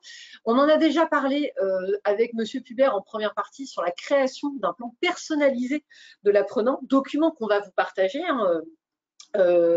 après ce webinaire, bien entendu. Il sera à disposition. Donc, on voit bien que la création de plans d'accompagnement, c'est un document fiche navette qui peut vraiment être fondamental, puisque finalement, on le voit bien depuis le début du webinaire. Ce qu'on dit là, c'est que personne ne fonctionne seul et ne réussit tout seul. On fonctionne tous en réseau. Le référent handicap, c'est pareil. Le succès de son action réside dans la façon dont il va pouvoir communiquer sur le sujet du handicap. On va y revenir juste après. Mais là, on voit bien que le plan personnalisé qui est rédigé au moment de l'identification du jeune et du montage de son parcours pédagogique, de la sécurisation de son parcours pédagogique, c'est un document qui n'est pas destiné à rester dans le bureau du référent handicap. Il voyage. Il va voyager à destination des formateurs, il voyage à destination des tuteurs et maîtres d'apprentissage. Je sais que en préparant ce webinaire, M. Pubert, et je crois qu'il est revenu aussi tout à l'heure dessus, il y a aussi des informations qu'on partage avec l'entreprise dans le cadre de la relation entreprise, pour du coup faire en sorte que tout soit mis en œuvre pour que le contrat soit sécurisé. Donc, évidemment, tuteurs et maîtres d'apprentissage, on le sait, clé de voûte de la réussite du contrat. Donc, les informer aussi et leur partager ces infos, c'est capital. Alors, je ne parle pas des infos confidentielles, bien sûr, on l'a évoqué tout à l'heure, mais des infos qui vont permettre à la situation formative d'être efficiente et sécurisée. C'est pour ça que dans les bonnes pratiques identifiées en groupe de travail, on a identifié également demander aux jeunes, du coup, ce sur quoi il est d'accord de communiquer et à qui, à l'entreprise, au collectif, aux formateurs. On a évoqué tout à l'heure aussi le sujet de la sensibilisation. Si le jeune est d'accord, le jeune ou le moins jeune, d'ailleurs on parle aussi d'alternance pour les personnes au-delà de 30 ans, bien entendu, mais si la personne en situation de handicap est d'accord pour communiquer certains éléments au collectif, c'est capital. Elsa le disait tout à l'heure, le disait là juste à l'instant, quand il y a une interaction avec un camarade de formation et qu'il y a un échange qui peut aussi venir ancrer l'information, si le collectif est sensibilisé, parce qu'il y a possibilité de lui apporter de la matière et de l'information sur le handicap, ça garantira de bonnes interactions au sein du groupe aussi. Alors, on nous a aussi partagé qu'il y avait des outils défis métiers qui étaient mobilisés. Donc là, ils sont accessibles sur leur site internet. Et la mobilisation de la ressource handicap formation que nous a présenté tout à l'heure Sandrine. Et pour rentrer, du coup, comme je vous le disais, dans le vif du sujet de l'acculturation du sujet handicap au sein des CFA, je vais demander du coup à M. Pubert s'il veut bien se reconnecter avec nous, allumer sa caméra et son micro pour nous partager du coup ces bonnes pratiques. On commence par le micro. Très bien, et on commence par le micro. Vous me voyez, non? Pas. Voilà. Ça y est, super. Du coup, Monsieur Pubert, sur l'acculturation, comment vous avez évoqué tout à l'heure la partie scolarisation. Vous avez parlé du coup de ce plan aussi d'accompagnement personnalisé que vous transmettiez aussi aux formateurs. Et après, quand vous parlez de sensibilisation, comment ça se passe au sein du CFA? Comment c'est accueilli par les équipes? Comment est-ce que vous traitez le sujet? Vous parliez aussi de relais, que vous aviez des relais dans handicap dans certains sites. Oui, des correspondants. Des correspondants. Ouais, d'honorables correspondants. Dans le milieu des services secrets. J'ai noté tout à l'heure qu'il y avait des relais synaptiques qui fonctionnaient à la vitesse du TGV entre les neurones. Ce qui est important, c'est le réseau, c'est-à-dire le nombre de connexions, et pas tellement le nombre de neurones. Sur l'acculturation, alors d'abord, le référent handicap, c'était une obligation de la loi de 2018, du 5 septembre 2018. Donc, il est reconnu comme tel, il a été désigné comme tel, il a besoin d'être légitimé. D'abord, on a besoin de le connaître, de l'identifier, il a besoin d'être légitimé. Est-ce que c'est une fonction à temps plein? Sans doute pas. Pas souvent dans les CFA.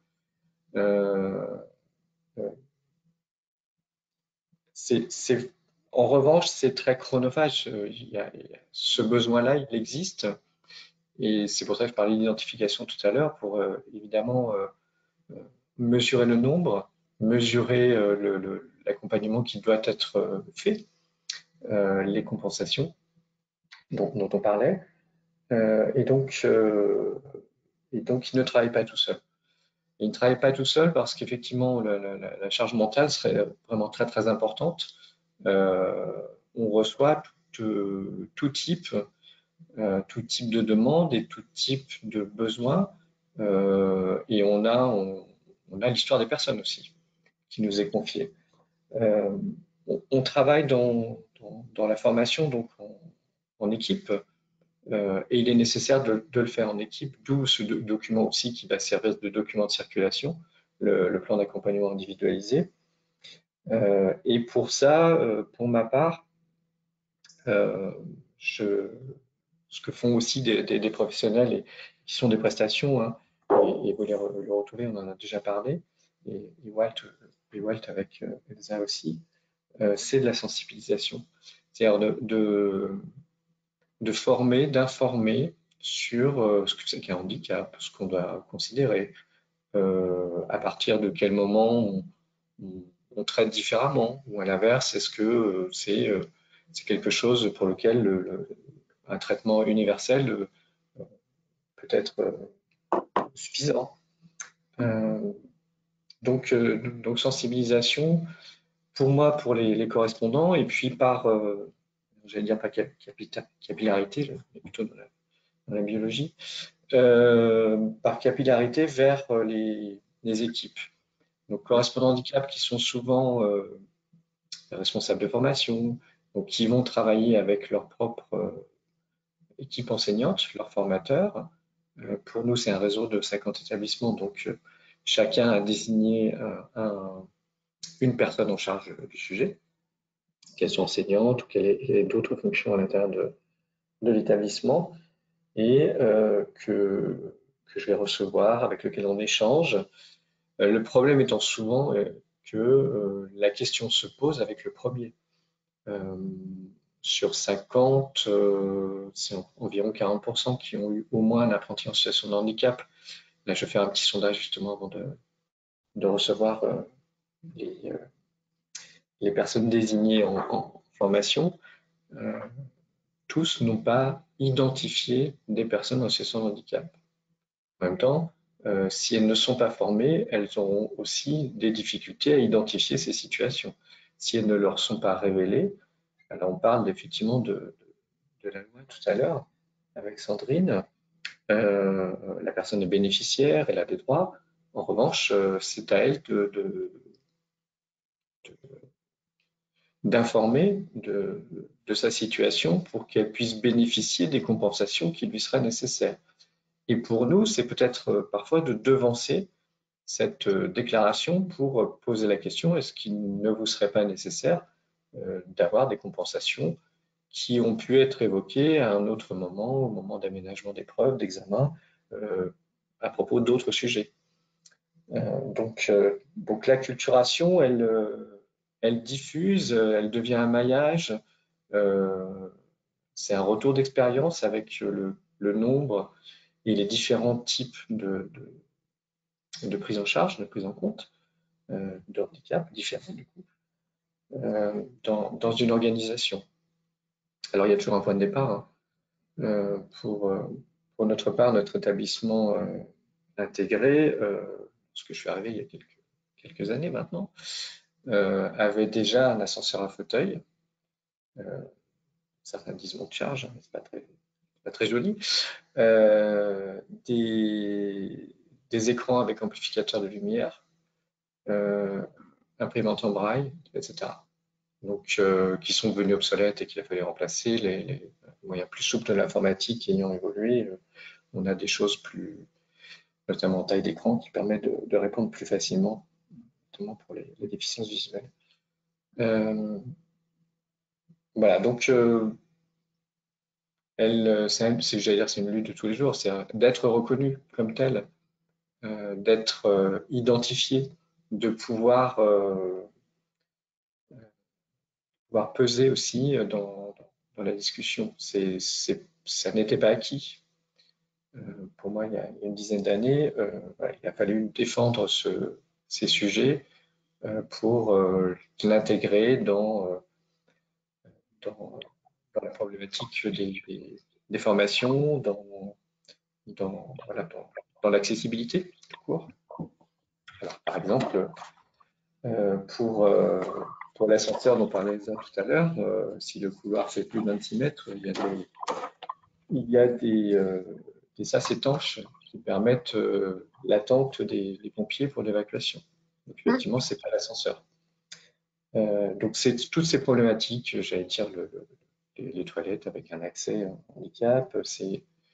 Donc, il a fallu couvrir tous ces sujets qui, petit à petit, sont devenus importants dans l'organisation globale. C'est-à-dire qu'on doit pouvoir traiter ces sujets, le sujet du handicap et des besoins qui y sont liés, dans l'idée de l'inclusion, puisqu'elle existe déjà auparavant dans l'enseignement. Ceux qui sont à l'école maternelle entrent à l'école primaire, de l'école primaire au collège, du collège au lycée, et à un moment donné, dans leur parcours, peuvent venir en apprentissage. Donc, ils ont eu des aménagements, des compensations. Il n'y a pas de raison qu'on ne puisse pas organiser de la même manière leur venue en formation, en apprentissage, avec simplement un cadre différent qui est celui de l'emploi. Très bien. Merci beaucoup. Donc, effectivement, la création d'un réseau de correspondants dans les CFA. Donc, c'était une des questions justement qui était posée en groupe de travail.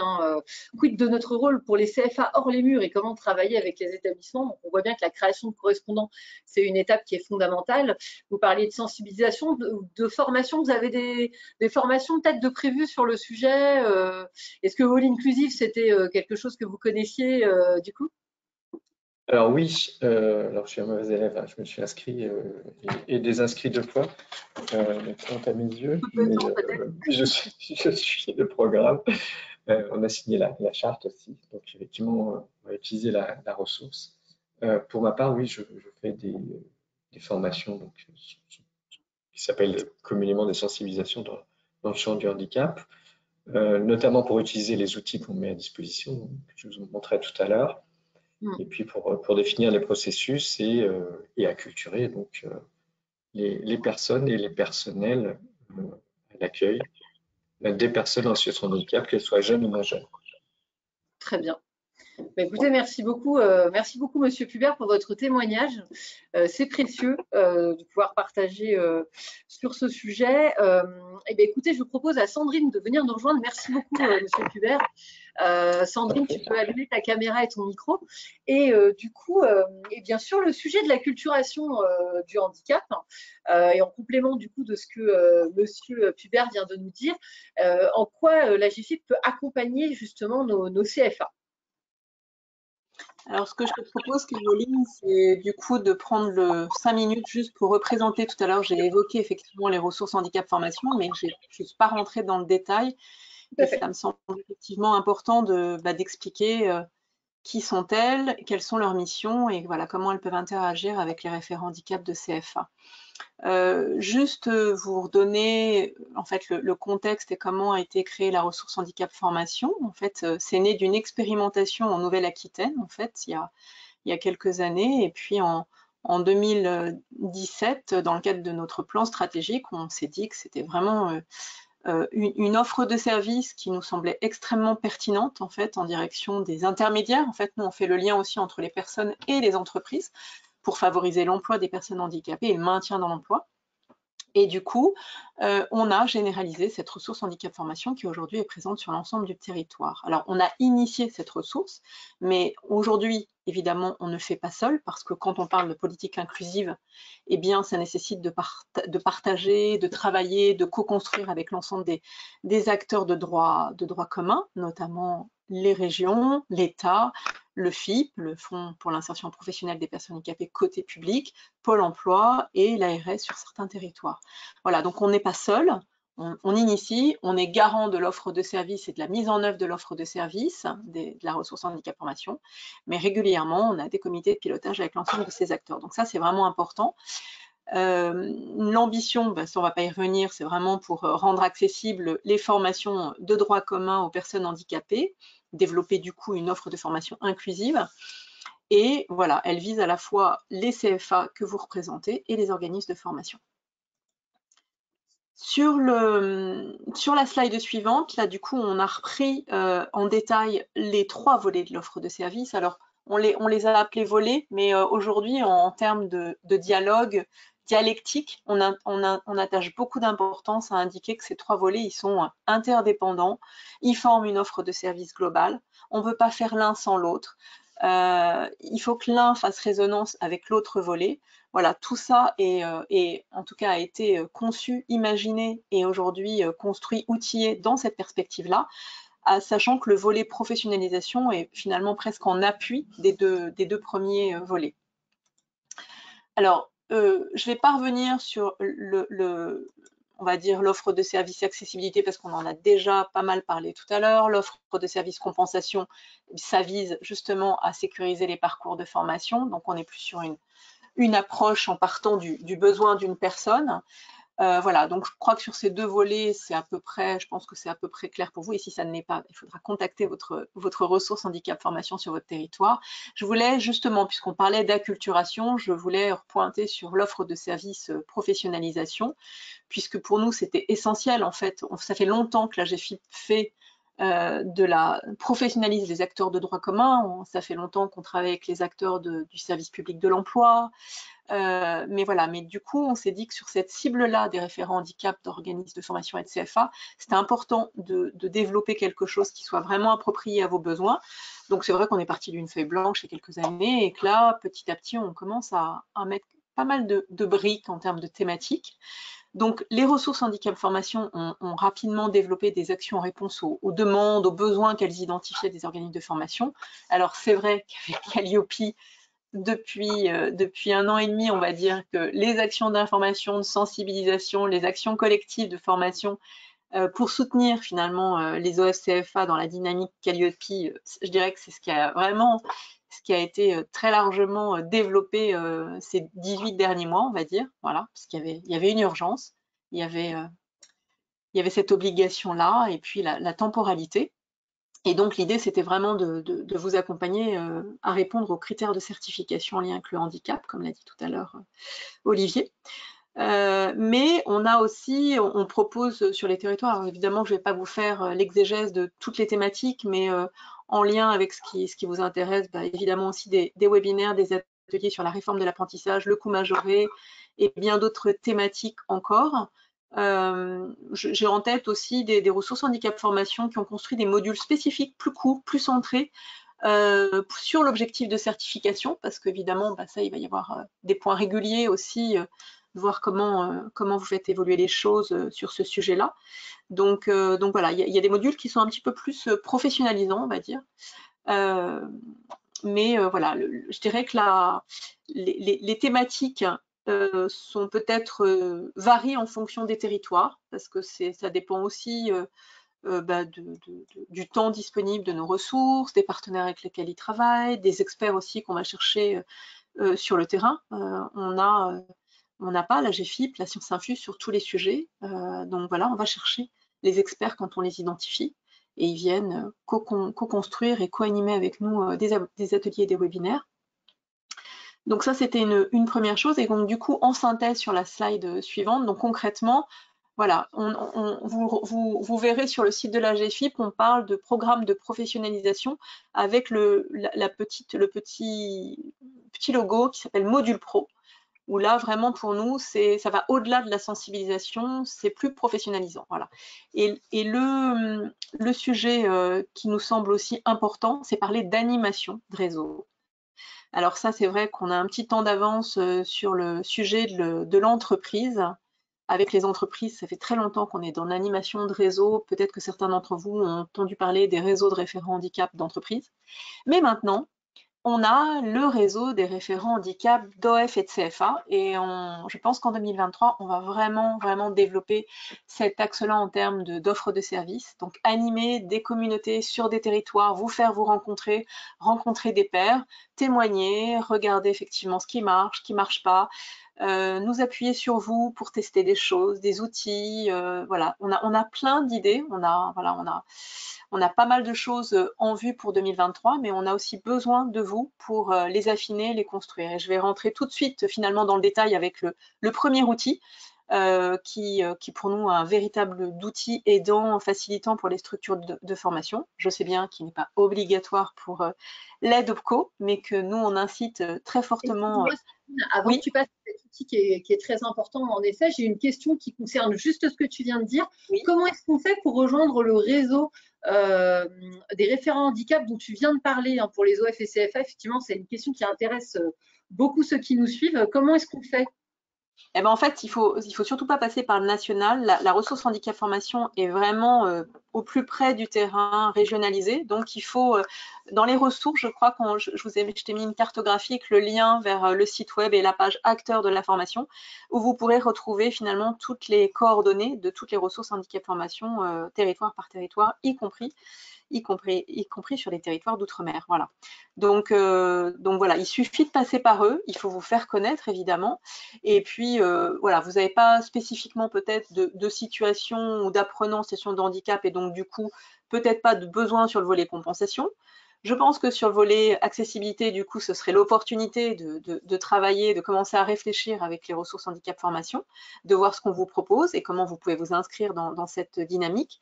Et évidemment que ça vous donnera du coup, ça vous donnera droit à participer au module de professionnalisation, aux ateliers collectifs et aux ateliers de référents handicap. J'y reviendrai tout de suite après. Voilà, super. Je pense que... Du coup, je te laisse continuer sur l'outil dont tu avais parlé. Donc le premier outil, je sais que beaucoup d'entre vous le connaissent et je crois même qu'on l'avait évoqué rapidement lors du premier webinaire, c'est la grille d'évaluation des besoins des apprenants en situation de handicap. Donc cette grille-là, on ne l'a pas construite tout seul ex nihilo, hein, on l'a fait vraiment, on l'a élaboré d'abord au niveau national avec pas mal de ressources au niveau national en partenariat avec les organismes de formation. En partant du postulat que finalement l'évaluation des besoins de compensation, c'est complexe. C'est complexe. Beaucoup d'entre vous l'ont dit tout à l'heure. Ça nécessite de creuser la demande. C'est quoi le besoin? Qu'est-ce que la personne exprime comme besoin? D'évaluer la situation globale du stagiaire d'un point de vue professionnel, donc formatif, d'un point de vue personnel, etc. De voir aussi finalement, ça va au-delà de la simple identification du handicap. Hein. C'est finalement, voilà, on redit encore l'environnement, le contexte, comment c'est important. Et si on prend par exemple la demande de fauteuil ergonomique, hein, on le voit bien, ce qu'on observe, c'est que certains référents handicap, alors se contentent, je dis bien entre guillemets, hein, se contentent, parce que je veux absolument pas juger et porter un jugement quelconque sur la façon dont vous abordez les situations, parce que je sais que c'est compliqué. Je sais que vous montez en compétence sur le sujet et je sais aussi que ce qui vous manque cruellement, c'est le temps.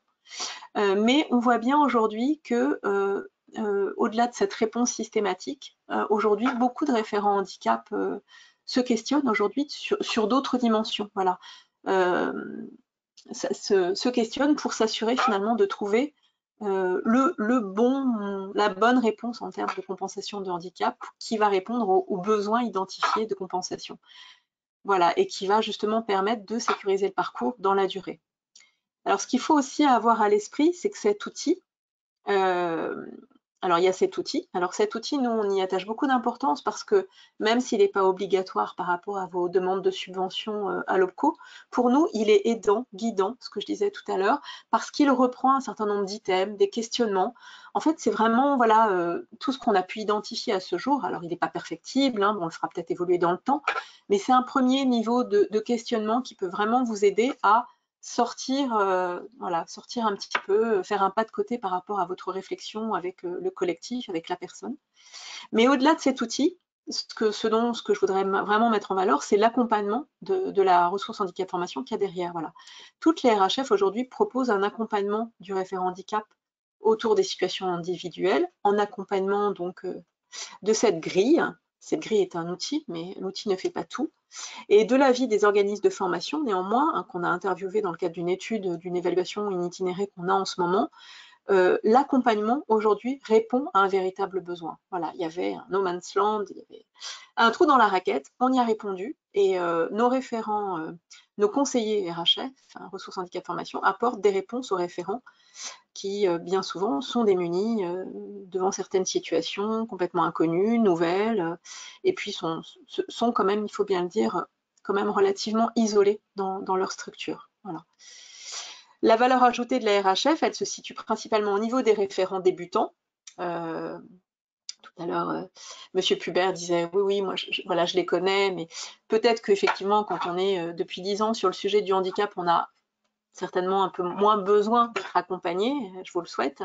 Mais voilà, donc c'est vraiment une offre de service qui est destinée à tout le monde, mais qui priorise bien évidemment les référents débutants, à qui on apporte de la méthode. Voilà, c'est vraiment ça, je réinsiste sur la méthode et puis des informations sur les partenaires, les dispositifs, les services, un service qui n'existait pas jusqu'à aujourd'hui. Alors évidemment, on est un peu à la croisée de tous les chemins, les prestataires d'appui spécifiques. Et puis on le verra tout à l'heure, une ressource nouvelle qu'on met à disposition depuis très peu de temps, les plateformes de prêt de matériel. Ah, alors ça, c'est une question qui est revenue effectivement dans les groupes de travail. Effectivement, les plateformes de prêt de matériel, grand sujet pour justement tester, voir si on a la bonne réponse à une compensation nécessaire. Donc ça, et en plus parce que des fois, on pas pris par le temps, on n'a pas toujours la disponibilité au bon moment. Donc ça, effectivement, ça répond. Et je rebondis juste aussi sur ce que tu disais là à l'instant. Alors oui, on a la professionnalisation hein, qui se centre et qui répond et qui accompagne et donne une méthodologie aux référents débutants. Mais moi, ce que j'entends aussi, c'est que justement, les points de rencontre que l'AGFIP organise entre référents handicap, ça, c'est aussi la professionnalisation et de l'échange de pratiques entre référents et pour le coup, de tout type d'expérience.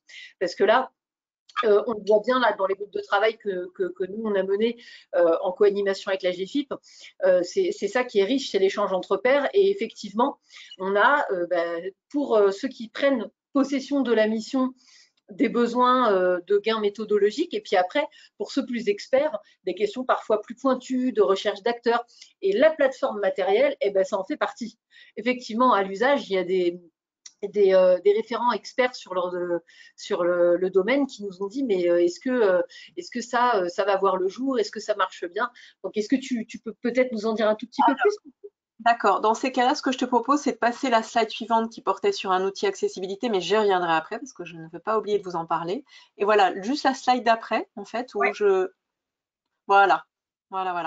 En fait, je vous ai construit une petite slide pour justement mettre la focale sur une fois qu'on s'est dit tout ça, comment on vous accompagne aussi et comment on peut cofinancer les besoins de compensation. Donc, je vous ai mis les principes d'intervention de la GFIP, l'offre d'intervention de la GFIP avec un lien vers le guide Méthodia et puis un lien vers le site de la GFIP où il y a une page sur les aides de la GFIP. Sur le coût contrat majoré, je pense que ça, on va peut-être pas y revenir, mais voilà, on propose également dans les séquences de sensibilisation des séquences dédiées à ce sujet. Et les plateformes de prêt, donc c'est la dernière colonne, c'est effectivement relativement récent. Donc ces plateformes, elles sont aujourd'hui pas présentes sur l'ensemble du territoire, elles le sont sur 10 régions à ce jour.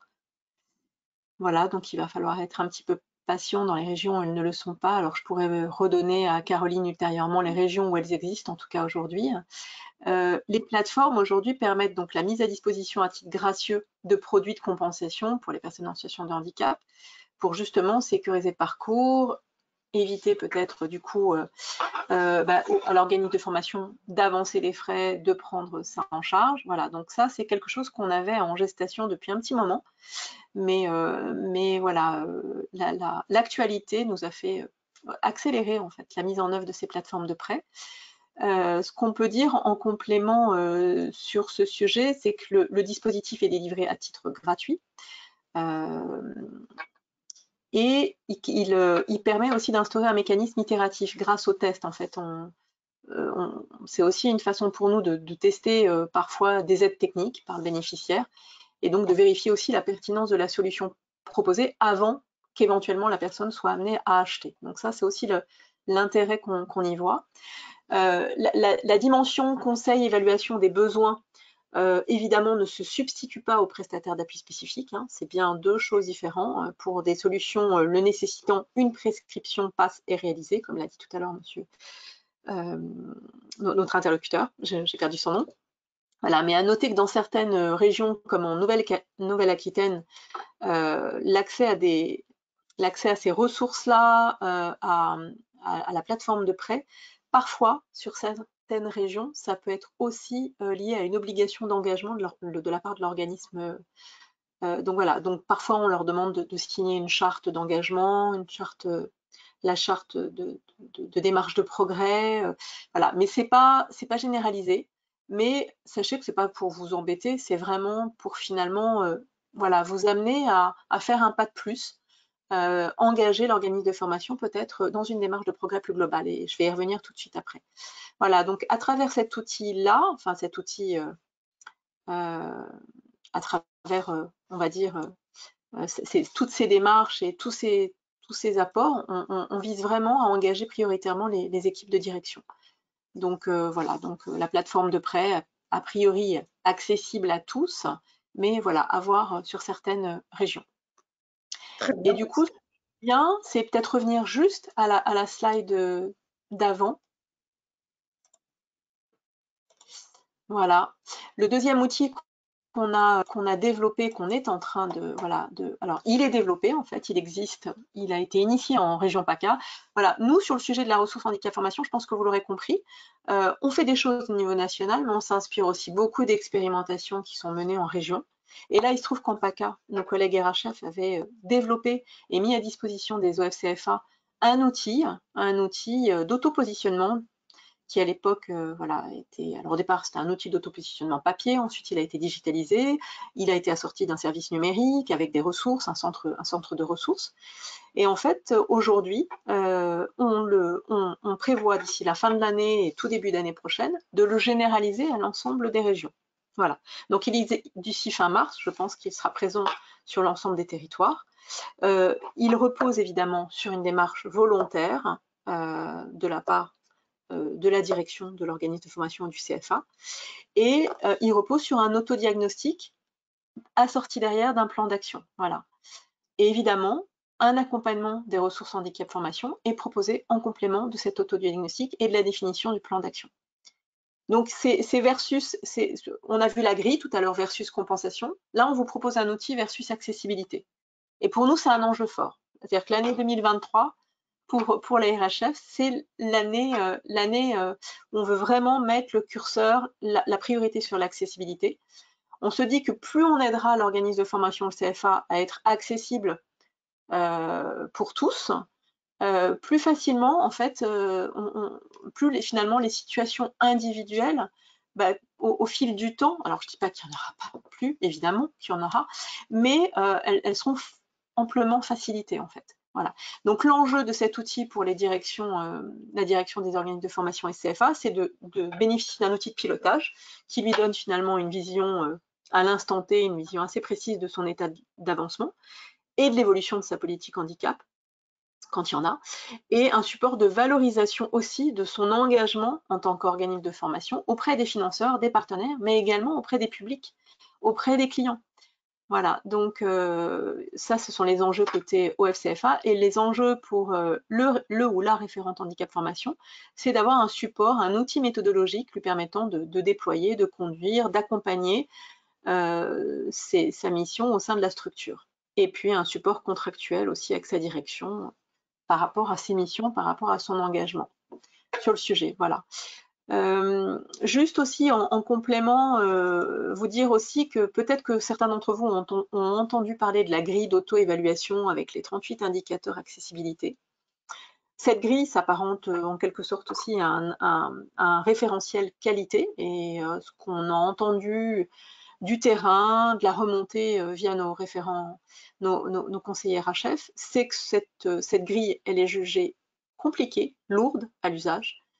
Et ce qui est important pour nous, c'est de savoir finalement où vous en êtes, même si tous les indicateurs ne sont pas immédiatement complétés, assortis d'illustrations concrètes. Voilà. Donc, au-delà de l'obligation de certification Calliope, ce que l'on souhaite vraiment, c'est vraiment vous accompagner à aller plus loin et vous aider dans cette démarche de progrès. Alors, peut-être qu'elle va prendre un autre nom prochainement. On y réfléchit, en tout cas, une démarche d'accessibilité, et tendre vers une démarche d'accessibilité universelle. Voilà. L'outil est prévu pour fin de trimestre 2023 et il vise, donc c'est là que l'articulation que je fais avec cette grille, avec les 38 indicateurs, on aimerait pouvoir d'ici là réfléchir et proposer, notamment à la direction, à la DGFP, à la Direction Générale de l'Emploi et de la Formation Professionnelle, une révision peut-être de ces critères, une simplification de ces critères. Donc là, on est en train d'expérimenter, de tester avec l'appui d'organismes de formation et de CFA, voilà, cette évolution vers moins de critères et en tout cas mieux accompagner, assorti d'illustrations concrètes. Voilà ce que je voulais vous dire sur cet outil et je crois que j'en ai fini, il me semble, puisqu'on a abordé du coup la slide suivante avant, j'en ai fini et je vois qu'il est déjà midi 10, donc je laisse la parole.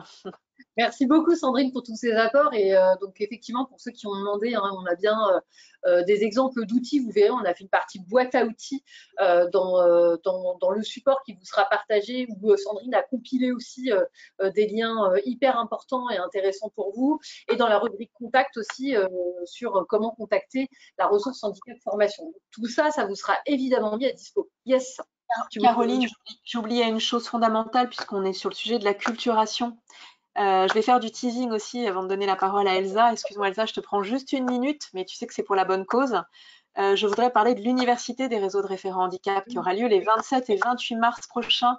Je vous invite à sacraliser ces deux dates dans vos agendas. Si vous pouvez être avec nous en présentiel, c'est génial. Si vous ne pouvez pas, vous pourrez l'être en distanciel, mais essayez par rapport, je sais que c'est compliqué aussi par rapport voilà, à vos agendas, mais essayez de voir comment vous rendre disponible. L'Université des réseaux de référents handicap, ça va être une occasion pour nous de vous proposer des ateliers thématiques, mais aussi des ateliers de co-construction. Voilà, nous, notre fer de lance aujourd'hui, c'est vraiment de travailler en intelligence collective. Donc, on va vous proposer, on va y travailler d'ici la fin de l'année, on va concevoir un programme en proposant de nouveaux outils.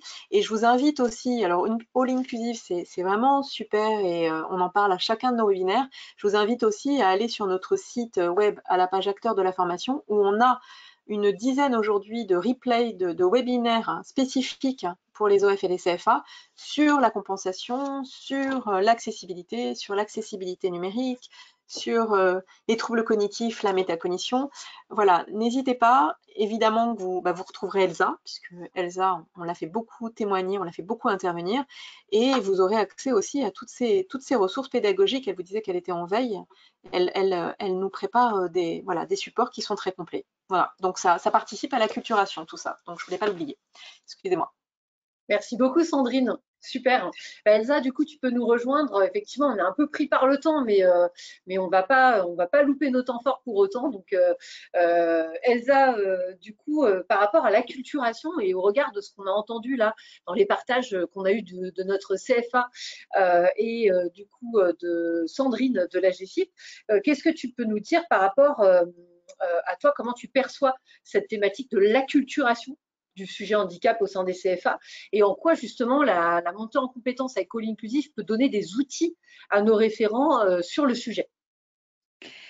Effectivement, je pense que c'est une vocation pour moi, donc j'essaie de la transmettre. Mais c'est vrai que j'essaie de leur dire aussi que le rôle du référent, il est déterminant pour la structure. Parce que finalement, je suis consciente que ça fait sourire, hein, mais je le pense sincèrement. Je pense que plein de fois, on m'a vu sortir de mon bureau, de ma boîte de référent handicap, sur des sujets où on ne m'attendait pas, où j'étais pas forcément non plus la bienvenue. Et finalement, à force d'insister et de poser des questions, je suis devenue légitime. J'ai appris, j'ai écouté, j'ai compris les problématiques des uns et des autres, les contraintes du service achat, du service de sécurité, du patrimoine avec des sites qui sont pas faciles, qui sont classés, des matériaux qui sont fragiles et qu'on ne peut pas endommager avec du matériel d'accessibilité. Donc, en fait, ça m'a permis aussi de comprendre l'articulation entre les différents services de l'établissement, mais de devenir un interlocuteur ressource. Je ne suis pas sachante et je vais pas transformer le référent comme un sachant, mais comme quelqu'un qui est là, écoute et va chercher des ressources. Il sait où aller chercher des ressources. Et dans la formation inclusive, ce que j'essaie de faire, c'est de lui dire, vous ne pouvez pas tout maîtriser, mais sachez où se trouvent les informations qui vous permettent de devenir un interlocuteur clé pour votre structure. Quand un CFA va avoir besoin d'acheter du matériel pour compenser le handicap d'un étudiant, qu'il travaille avec stratégie de façon à ce que cet achat soit aussi pérennisé, c'est-à-dire son utilité soit rentabilisée sur plusieurs années, parce que finalement, il est allé chercher des fonds, mais que ça peut profiter à d'autres personnes. Et là, il devient un interlocuteur qu'on écoute parce qu'il propose une levée de fonds et des moyens qui peuvent être donnés par la GFIP ou du prêt de matériel temporairement pour quelque chose. Mais en fait, s'il a une stratégie de développement de la structure avec une levée de fonds spécifique, la mise en place, pourquoi pas d'aller chercher des cofinancements sur un projet particulier pour rendre accessible aujourd'hui, je travaille avec des CFA qui vont faire des levées de fonds spécifiques pour inclure des sessions entièrement dédiées à des étudiants qui ont des troubles cognitifs sévères. Parce que finalement, le CFA a compris qu'il y avait une véritable opportunité pour son développement et que c'était aussi une mesure concurrentielle vis-à-vis des autres CFA d'avoir une activité performante sur le handicap. Et ce n'est pas parce qu'on parle handicap qu'on doit faire penser à du social, de la bienveillance et de la gratuité. Il faut aussi savoir, et c'est ce que je transmets dans l'inclusive, parler argent, parler rentabilité, parler efficacité, de façon à être un interlocuteur légitime pour un service achat, pour un directeur, pour un chef de la sécurité ou pour du bâtiment. Voilà, sortir de l'ornière médico-sociale dans laquelle on pourrait avoir tendance à poser le référent handicap. C'est pas la posture de référent handicap, c'est pas le chef des bisounours où tout le monde est gentil avec les personnes handicapées. J'essaye vraiment d'apporter un niveau de compétence solide pour qu'on l'écoute et qu'il puisse avoir une place prépondérante dans les choix stratégiques du CFA. Voilà. Je pense que j'ai un peu fait le tour. Tout à l'heure, Sandrine le disait, je voudrais juste conclure là-dessus. Je trouvais que son expression était très jolie. Il est garant de la méthode. Voilà. Moi, je trouve que c'est pas mal. Il sait où sont les choses. Il est garant de cette pérennité, de cette méthode tout au long du parcours. Donc, il va sécuriser l'apprenant et il va être aussi l'interlocuteur clé pour sa direction pour prendre des choix stratégiques. Donc, c'est un super job, référent handicap. Eh bien, merci beaucoup Elsa et on voit effectivement en quoi les apports de All Inclusive peuvent être clés et apporter des solutions concrètes aux référents, à l'équipe pédagogique. Donc on le rappelle, hein, n'hésitez pas à vous inscrire à ces formations. à nous contacter si vous avez besoin. Du coup d'informations complémentaires pour vous inscrire. Enfin, pour le coup, on est à votre disposition. Et du coup, on me repose la question. Oui, vous aurez bien accès au contenu et au replay. Hein, ne vous inquiétez pas, on vous donnera tout ça. Donc là, on est conscient, hein, on est sur de vastes sujets. On n'aura pas vocation à répondre à l'ensemble de toutes les questions que vous posez, mais voilà, déjà, on est sur un premier pas. Vous l'avez entendu, il y a d'autres lieux de rencontres et de partage entre référents handicap de CFA qui sont des moments privilégiés. Sandrine l'a rappelé pour l'université du réseau des référents handicap. Elle l'a rappelé au niveau aussi des partages en région sur la RHF. On a la communauté All Inclusive aussi qui pourra vous apporter des réponses. Et puis aussi nos rendez-vous hein, qu'on va maintenir. Ici, j'avais remis aussi quelques bonnes pratiques qui avaient été partagées en groupe de travail sur l'acculturation. On avait plusieurs CFA, dont M. Pubert, hein, qui nous a parlé aussi de son réseau de correspondants dans les différentes entités, dans les différents sites. On avait aussi des référents handicap qui nous ont partagé les termes de relais et d'ambassadeurs en interne pour dynamiser le sujet et pour pouvoir justement avoir plusieurs relais et plusieurs interlocuteurs sur le sujet. L'animation, sensibilisation régulière des équipes et des collectifs. On voit qu'il peut y avoir des temps forts où on peut communiquer même aux étudiants. Création de temps pédagogique aussi pour se faire le relais de bonnes pratiques, mais aussi de problématiques que les équipes rencontrent sur le terrain. Là, on vous a remis dans la boîte à outils. Je vous le disais, Sandrine vous a donné quelques exemples d'outils hein, non exhaustifs, mais déjà des outils qui peuvent vous accompagner pour communiquer sur le sujet et puis vous accompagner également. Là, on a remis la boîte à outils. Alors, c'est la boîte à outils qu'on avait partagée sur le dernier webinaire, agrémentée là de l'espace dédié sur le site de l'OPCO Atlas. J'y fais un saut rapidement. Hop, quand on va sur le site de l'OPCO, je vais vous montrer. Je vais vous montrer où vous retrouvez tout ça. Donc, sur le site de l'OPCO, vous allez dans l'onglet prestataire. Hop. Et ensuite, vous allez dans l'onglet réseau CF Atlas. Et là, en fait, vous avez la petite brique formation, alternance et handicap. Et là, vous voyez, vous retrouvez toute la matière qui a été capitalisée pour le premier webinaire, le replay, les supports de présentation ainsi que les documents évoqués. On va faire la même chose, même exercice pour ce webinaire où vous retrouverez replay et les documents dont on a parlé et qui sont déjà disponibles. Pour les outils qui vont sortir côté AGFIP, on vous invite à rester en veille. Nous, on fait ce travail de veille aussi et on veillera à communiquer régulièrement les informations sur le sujet. Et donc, pour revenir, donc là, je vous ai mis dans la boîte à outils, tous les liens sont cliquables. Hein, vous aurez accès à cette page en un clic. Et puis sinon, vous savez où la retrouver dans la rubrique donc prestataire. Alors, j'essaye de remettre en plein écran. Hop, voilà. Et donc, la suite avant de vous quitter, simplement pour vous dire que, donc on a entendu que Sandrine parlait hein, de l'Université des réseaux handicap fin mars. Bloquez-le dans vos agendas, il y aura des ateliers dédiés. Et en termes de prochains rendez-vous sur nos webinaires, le prochain, c'est le 8 novembre. Bloquez aussi le créneau dans votre agenda. Donc, on sera par contre sur 10h midi. On avance un peu d'une demi-heure.